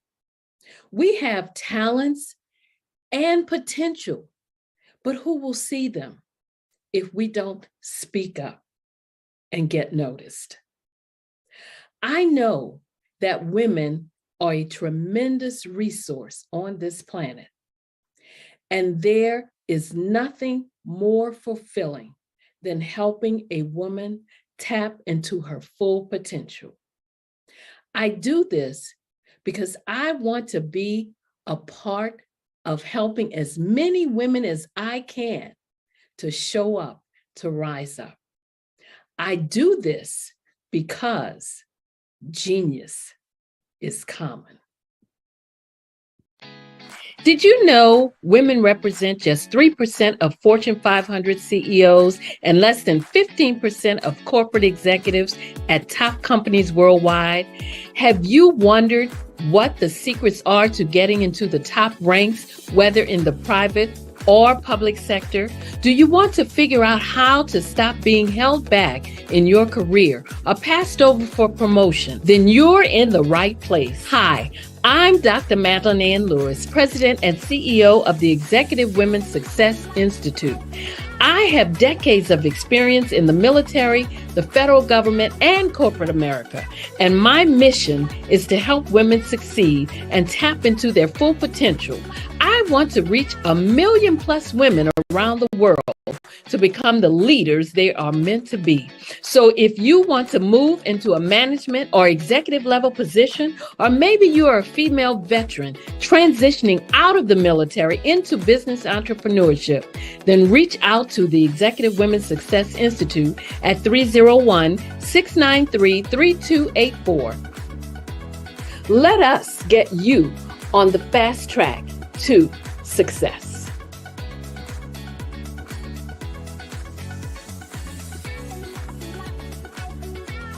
Hello, I am Dr. Eric Kelly III, the visionary strategist and founder of the Black Business Olympics. I invite you to showcase your Black-owned businesses on the Black Business Network global stage. The Black Business Olympics is a global Black Business Network platform that propels Black-owned businesses into the international spotlight. By showcasing your business on the Black Business Olympics platform, you can reach a worldwide audience of potential customers, partners, and investors. You can also establish yourself as a thought leader and expert in your field, attract lucrative partnerships, and more speaking engagements. In addition, the Black Business Olympics platform provides a valuable opportunity to connect and collaborate with like-minded entrepreneurs and business professionals from around the world. This can lead to new business opportunities, ideas, and relationships. Finally, by sharing your story and expertise on the Black Business Olympics platform, you can inspire and empower others. This is a powerful way to make a positive impact on the world and leave a lasting legacy.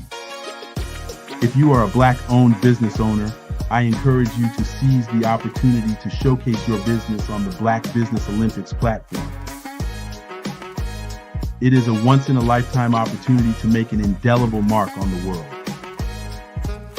Be one of the 1,000 visionary entrepreneurs who are changing students' lives, shaping industries, and leaving an unforgettable legacy for their families. Unleash your voice on our global stage and watch your business thrive. Black Business Olympics is one of the largest Black business showcases in the history of Black business in the world. Yes, the entire world. Just give me a call today at 919-308-9090.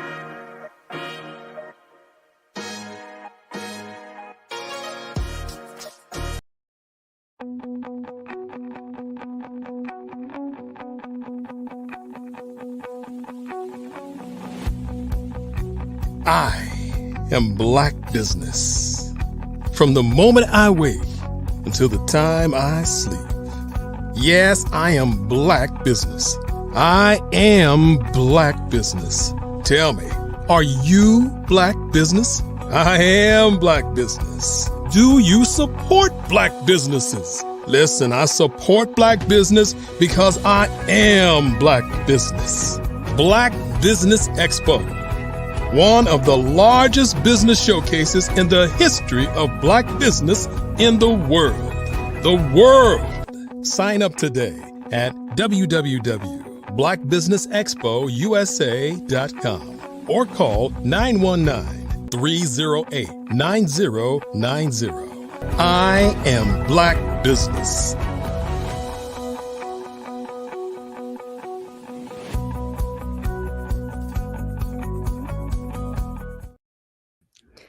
Good day, business owners, entrepreneurs, thought leaders, and corporations. Welcome to the Black Business Network. My name is Cordelia Gaffar, and I'm your Black Business moderator for this edition of the Black Business Network. The Black Business Network is a 24-hour business network showcasing Black businesses, business owners, entrepreneurs, and thought leaders worldwide. We have speakers from North Carolina, London, Singapore, Africa, Japan, and cities all over the United States. The Black Business Network is a global community sharing its business knowledge to empower, inspire, and educate businesses about business. I am so excited to do my final fireside chat this afternoon with Renee Miller. Renee Miller is a dynamic leader with a heart for empowering the Black community.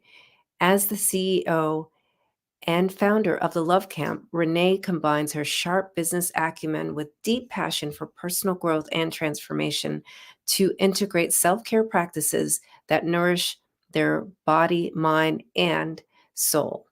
She's a certified coach, speaker, and author of Seasons of Love and Growth Journal.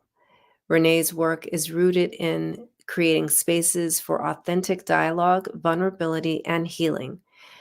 While her mission is to uplift both Black men and women, her lived experiences and unique insights have led her to specialize in supporting Black women to rediscover their power, embrace their divine femininity, and manifest their life and love vision. Renee firmly believes in the transformative power of self-care and self-love, especially for Black professionals who often navigate unique challenges and pressures.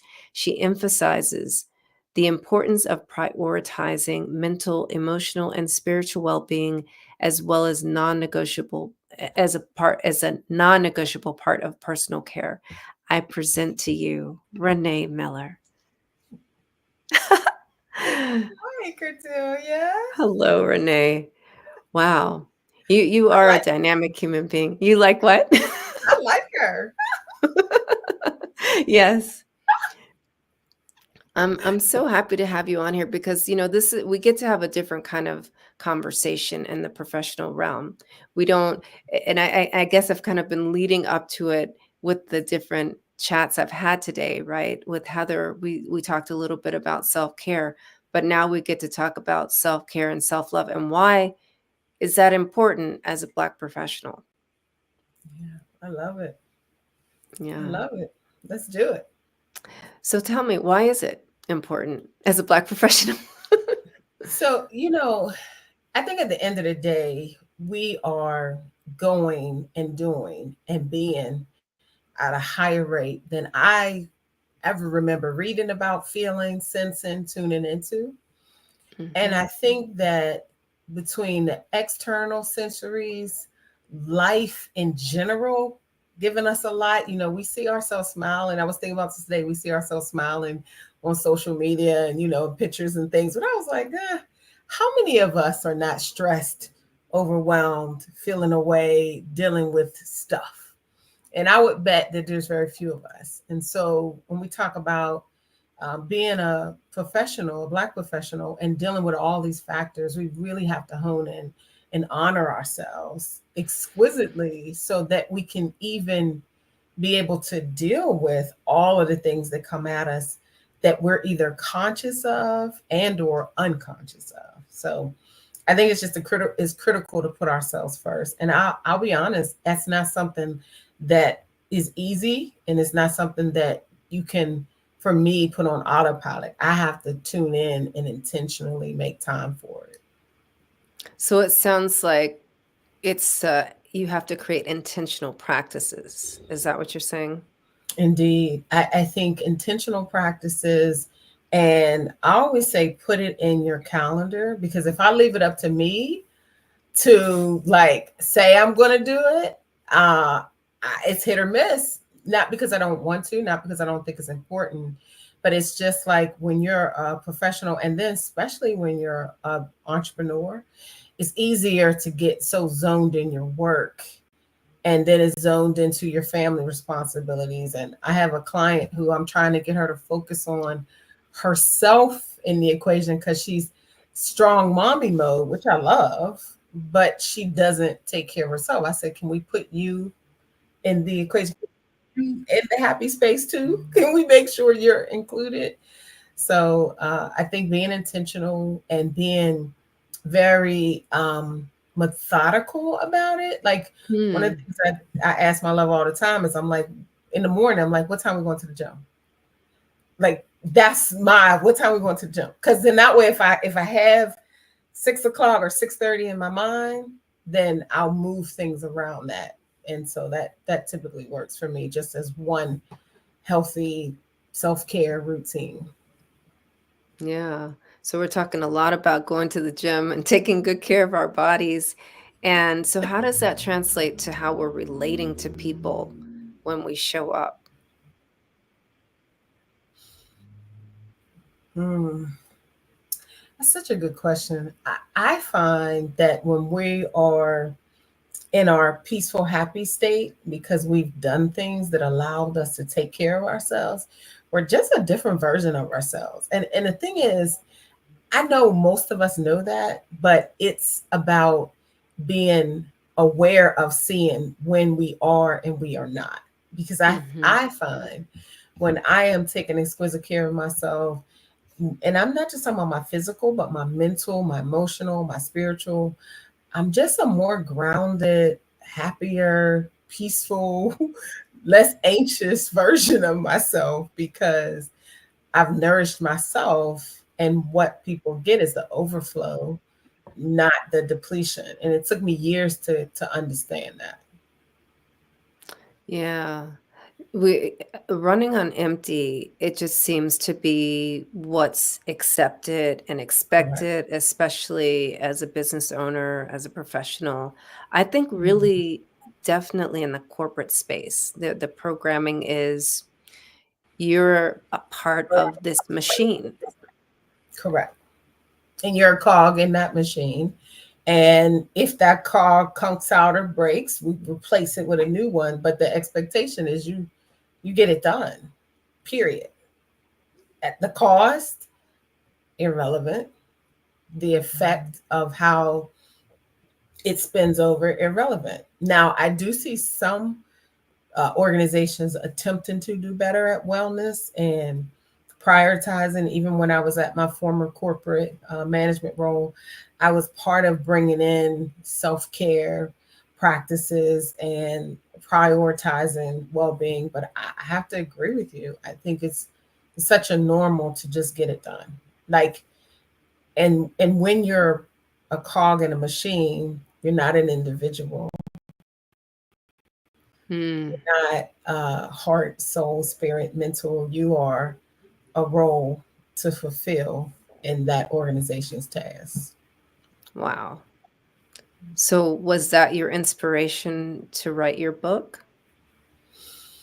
You know, I wouldn't say that was the exact inspiration. I think the inspiration for me was seeing so many of my clients and so much of the Black community struggling with how they identified not only love as this vehicle of relating in relationships, but how many of us didn't know how to start with self, do that inner reflective work to be self-aware and self-in tune, so that self-love and self-care is not just this theoretical word. You know, like it's almost, I wouldn't say it's almost like cliche-ish now, like self-love, but it's such a powerful word. And for me, I was thinking, how do I help more Black women? I hope to write one for men, because people are asking me all the time, when you write one for Black men?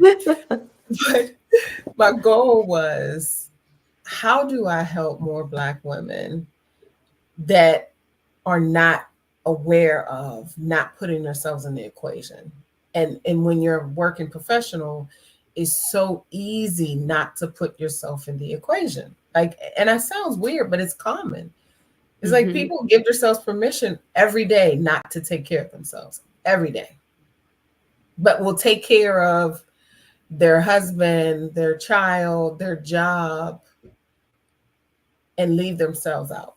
And I've been on such a mission to change that, to say, just put yourself in the equation. And this is applicable to men too, because men will give at exhaustion their jobs and their careers and their entrepreneurship and ignore signals and signs of needs for self-care. I just haven't seen it as much as I've seen it in women. What are some of the signs, just so we can be aware of what we're missing? So when I coach my clients, one of the things I always start them off thinking about is what body sensations. Because like sometimes you can't catch the thoughts, you know, but if you slow down, and I know you know this, being the expert that you are, you slow down enough to just tune in. Did you feel anxiety? Are you getting headaches? Do you have even like a nervous shake? Do you feel stressed when you start going towards work? Do you feel like, I used to feel my body tightened when I would go into the corporate space. Like every day, I realized that I was in a state of like almost like holding my breath energetically and clenching my body, not relaxing. Those are symbols. If you wake up, I used to wake up every night. It'd be like 2 or 3 o'clock in the morning, thinking about what I had to do for my job. Like 2, 3 o'clock in the morning, stressed out. Or if you find yourself, you know, extra moody or irritated, you know, these are all the first wave that there's something going on. Now, obviously, there could be a lot of things going on, but to me, it still shoots back to grounding and taking care of yourself and loving on yourself so that you can honor yourself enough to discover what is that about, what's happening. So I would say the body sensations is a great one. But also if you find you're worrying, like worrying is not a form of loving on yourself because it causes stress on autopilot. So your body is on a constant state of stress. That's an indicator. If you can't relax, like you're always on, that's an indicator that self-care, self-love is not happening. If you find yourself like repetitively trying to fix something and allowing instead of allowing it to be and come back to it again, that's like torturing yourself. It's almost like an impulse. Those are things to look at because they're indicators that something's going on that needs not just your attention, but needs you to look at how are you approaching, how you're honoring and resolving this thing. What's the impact on you in the process of having this thing, this worry, this stress, this thought process, continue to go on autopilot, or this job. So I think people need to definitely slow down and tune in. Yeah. I like that you also mentioned the part about how we feel we need to fix ourselves, right? So, because we're not machines, right? And we're not broken. But it's rather an opportunity, like you were saying, to just notice and maybe allow, like maybe this is something not to fix, but something to slow down with and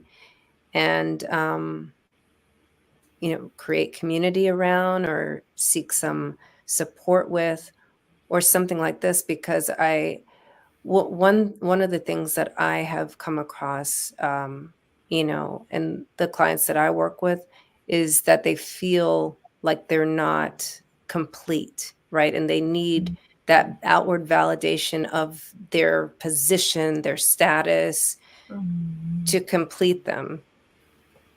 I see that you're like, oh, yep, I've seen that once or twice. Indeed, I have. Yeah. Yeah. I think there's this whole seeing your purpose and your definition through the lens of your job. I used to talk about this a lot. Your job, your relationship, like self-identity, I think is powerful. And I think unless you give yourself permission to truly be the authentic you, that, like you said, that validation piece, it shows up very interesting, like very interesting. In my line of work, I talk a lot about, not wanting, and it's Black women and men, I've seen it, but not self-identifying. And it could be a societal thing, but for us, I feel like it's damaging to see ourselves through what we've accomplished, for what we have, what degrees we've earned. Like that is part of your life. That is not who you are. That's what you do. That's what you've accomplished. But I think it's dangerous because as things alter and the authentic you is not allowed to come through, then we run the risk of having some type of incongruency. Because anything can change. Life changes. And when we're attached in our identity to those kinds of things, that adds stress within itself because I think we're working so hard to maintain that identity. And if it's your authentic you, perfect. But if it's a you that you've created to see that validation or to seek that validation that wasn't received, that's when it gets dangerous. That's when it gets dangerous. Yeah. Yeah. Seen it a lot with clients. Yeah. I always say, who will you give yourself permission to be? That's the part. Who will you give yourself permission to be? And you can create that person, right? Through practicing being that. Agreed. So I want to talk a little bit about your book. I mean, I want to talk a lot about your book, not like giving it all away, but what I love about it is exactly that. It's for me, it's helped me to create my practices differently, you know, and I talk about self-nurturing, but I never really considered that. And what I've learned through your Seasons of Love journal is that the precursor, right? You can't just jump from not caring to nurturing. You got to have the self-love piece in between, right? And so Very true. Very true. And that's so intentional. Yep. okay, yes. So That's like because I think like you were saying earlier, the word self-love tends to be a little cliche-ish, right? We've heard it a lot through the pandemic, you know, self-care, self-love, self-care. And like the practice and the embodiment of that is really just that, a practice. And it's an intention that has to happen every day. And so the way you created the book is like absolute guidelines where you're noticing and you're allowing yourself to witness what's really happening. Thank you. Yeah. So the Seasons of Love journal it's just my love letter to Black women. Like it literally is, hey, so first of all, I love Black folks in general. You melanated, I'm rooting for us. I love us, and I'm grateful to be able to do work that supports us. But I think because I am a Black woman who have experienced my share of all of it, like everything from not loving on myself, everything from still learning to love on myself every day, to being intentional about my self-care practices. Like this morning, I just got up and I just stretched and just laid there and stretched. And those are the kinds of things that in the journal, I'm encouraging us to do every day. Like every day, be intentional, but build on your love practices. So as you know, the journal goes from winter season, where you're doing a lot of deep reflection of who you are in this season and what you need to work on and what doesn't serve you anymore and what you need to let go of so you can make more space for love. And then it moves through, well, what's your vision now? And how do you honor that vision every day? And then it goes to actually practicing. And so it is a very intentional art that I put together. And I call it art because it's beautiful when you do the work on yourself daily. You start to see a different version of yourself. And that's what I get excited about. So it's like a masterpiece being created through journaling. It is. And it is very simple, but what's simple is not always easy. So like there are pieces of the masterpiece where we're just like, does that require yellow or orange? And what is the distinction, right? Correct. How do we not get caught up on the yellow or the orange though? You know, at the end of the day, we're going to need a little bit of both.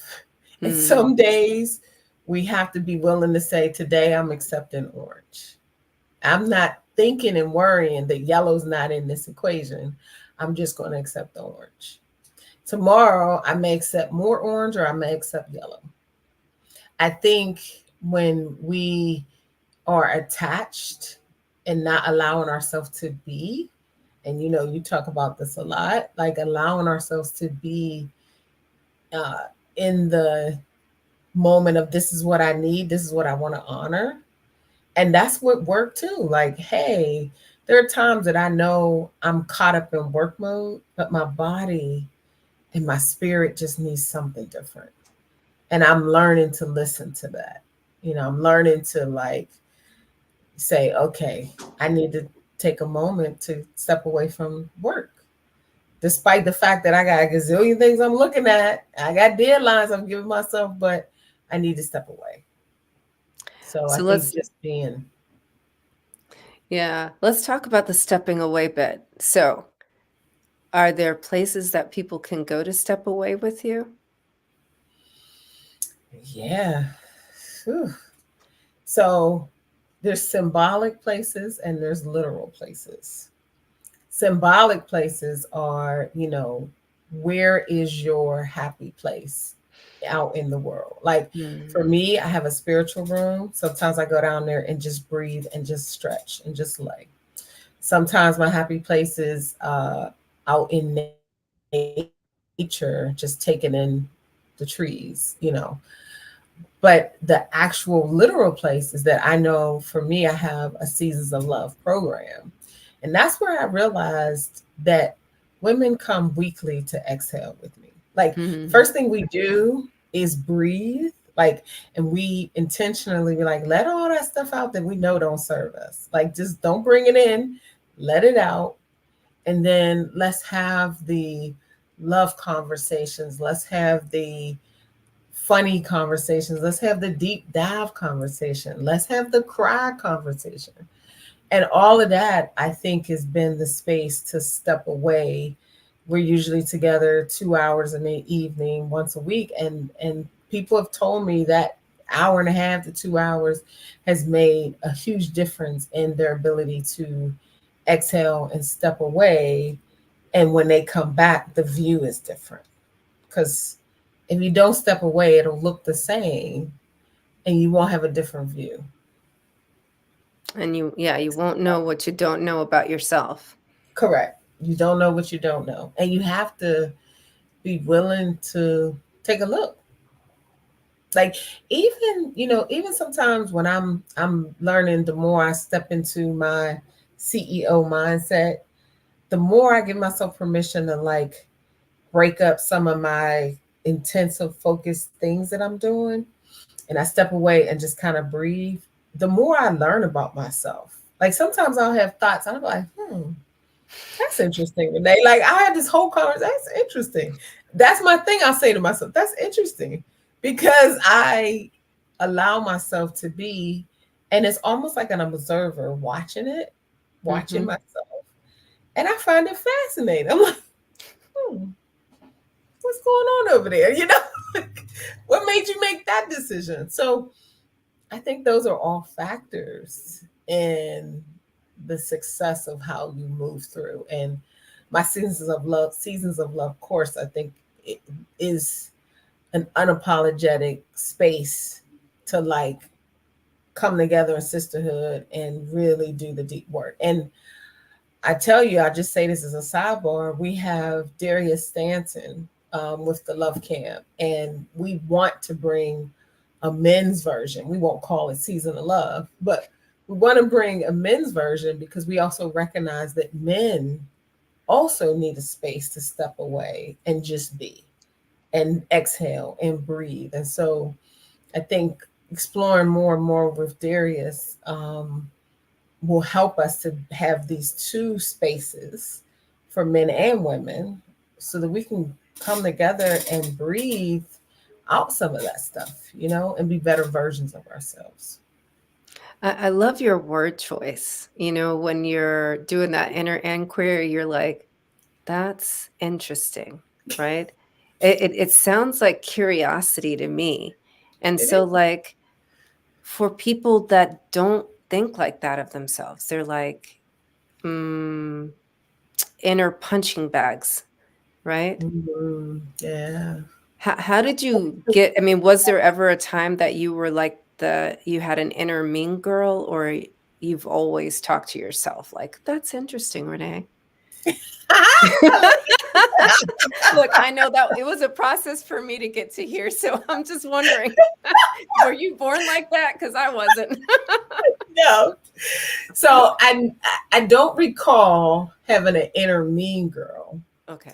But I do recall having an inner sad, depressed, defeated, insecure girl.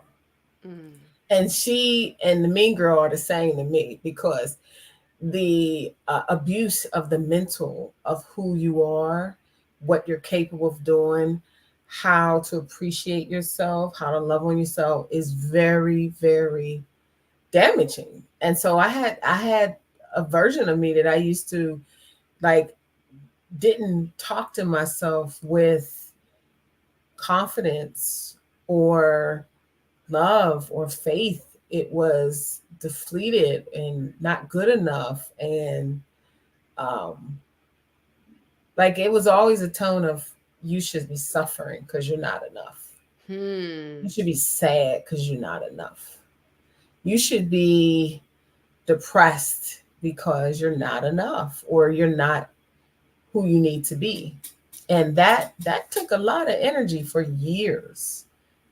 So yeah, that was there from teenage all the way up to like early 40s, because I had to learn to shake it, and I had to shake the root. But initially I was shaking the leaves, and I didn't know the root. So I would shake the leaves and get some resolve, but then something else would pop up.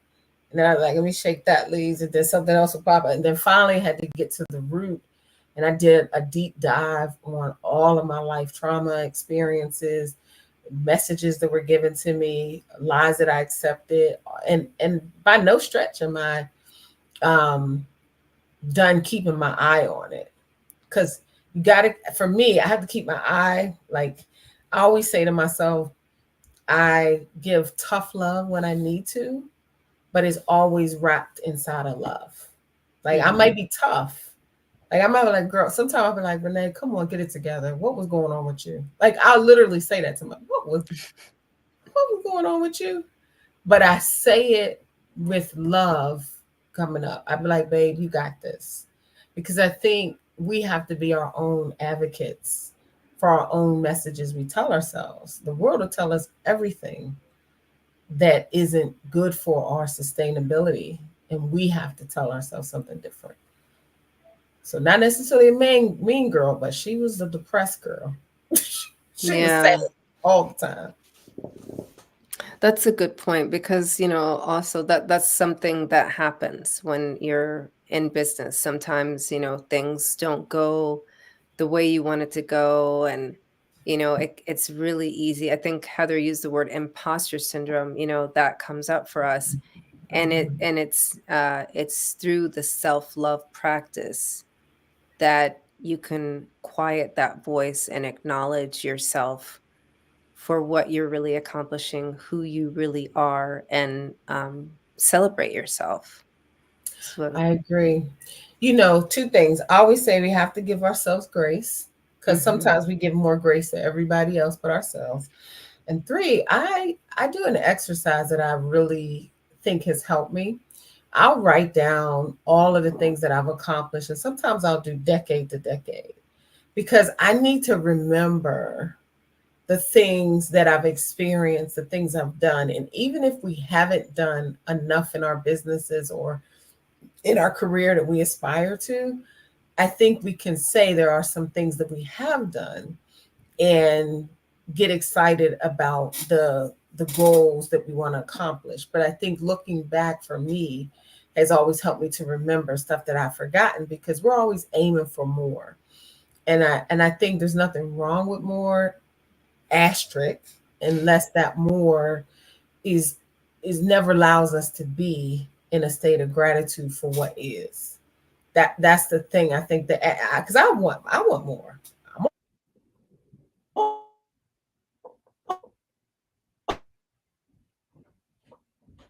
I was excited about more, but not at the expense. So yeah, that's kind of my thinking about it. Yeah, that's really good. So what else would you like to share with us about how we can show up better as Black professionals in our businesses using our self-love and self-care practices? So there's a couple of things that stand out to me. One, the thing I see the most in the work that I do and the clients I support, like I'm an executive coach for Black emerging leaders. And one of the things that I see is that we have to learn to trust ourselves. Because part of when self-care and self-love is not in alignment too for us is because we struggle with trusting ourselves. We struggle with being able to have that self-trust that will guide us in our daily activities. So that's one thing that I say. If we strengthen our self-trust, we'll learn how to put professional and personal boundaries up, because that gets in the way of our self-care and our it turns into other areas that start to domino, like when we don't have the self-respect like we would, and we don't have self-advocacy, and those are all things that the more we learn to trust ourselves and rely on ourselves, the more we can then see the evidence of it. And when we see the evidence of it, we put those boundaries up the way they need to be. We stop work at a healthy time. We tell a colleague or an employee no, or these are the things we start to do that will allow us to rein in the areas that are not allowing us to practice self-care. So I would say trust is definitely one of them. And I touched on it earlier, providing grace for ourselves. Sometimes we need to know how to be more self-loving to ourselves. It is amazing how people talk to themselves, because I have clients and they tell me the stuff they say to themselves. And I'm like, you would never say that to your best friend, your child, what? Or just even another human being sometimes, right? Right. So so I think having that grace when stuff gets rough and hard, don't misunderstand me. I think there are times that you do have to buckle down. Like I said, I have tough love, but they both got to exist for me in the same space. So there are times that I'm like, no, Renee, you need to da-da-da-da, or we need to da-da-da-da, but it's with love and grace. And if that love is not part of the inner conversation, we need to change that, because it doesn't help us. It doesn't serve us to be in a state of abuse of ourselves. That's what it is, self-abuse. Yeah. Yeah, it won't serve us for our long term, and it won't serve us holistically. It might get us to one place to the next, but the ultimate version of ourselves, the healthiest version of ourselves as business professionals, needs to be in a state of health, mentally, emotionally, spiritually, and professionally. Thank you, Renee. You're welcome. We can find you at thelovecamp.co, C-O. .co, not .com. Yes, thelovecamp.co. We also have a Facebook community that is called the Love Camp Community. And then you also can find us on Instagram at the Love Camp Official. Okay. Thank you so much. It's always a joy to speak with you, and a pleasure to have you. I would like you to come back to the Black Business Network as a keynote speaker, if you're open to that. I look forward to it. And thank you, Cordelia, because you're always a great business partner. I love working with you. I love that we align our businesses together. I cannot wait to do our Bali retreat. I just appreciate working with you. Thank you. Yeah, I'm excited about Bali too. So, well, genius is common, and I'll see you next time. Bye-bye. Bye. Genius is common. So, the Black Business Expo's mission is to raise funds for high school seniors going to college or K through 12 entrepreneurs. This expo is a fundraiser for students, and you may go to www.blackbusinessexpousa.com to donate to the scholarship fund, or use the Cash App on the screen. Below it says $BBXUSA. Our goal is to give laptops and up to $5,000 to 10 students. Students can register online at www.blackbusinessexpousa.com. Every dollar counts, so we want to remind you to donate to the scholarship fund. We want to thank our Black Business Expo USA sponsors for the month of November: NC 100, Suede Soul, Carolina, Virginia Minority Supplier Development Council, Step Management, Margie McLean Foundation, Inc., Genius is Common, Our TV, Executive Women's Success Institute, The Quality Coaching Company, Superwomen Business Services, Creative Force Studios, Lee Entertainment, Black Business Olympics, Artistic App Design, Black Business Expo USA, Genius is Common, and I'll see you on the other side.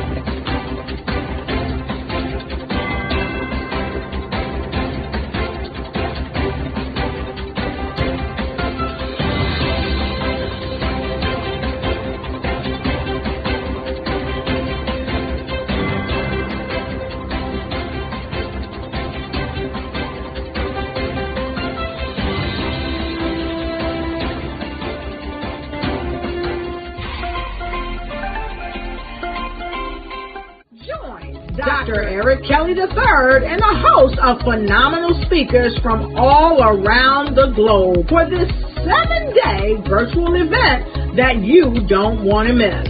The mission of the Black Business Expo is to raise scholarship money from kids all the way from high school all the way from college. The Black Business Olympics is one of the largest Black business showcases in the world. It is an opportunity for businesses and companies to showcase their businesses globally. We are going to be giving away laptops up to $5,000 away to students.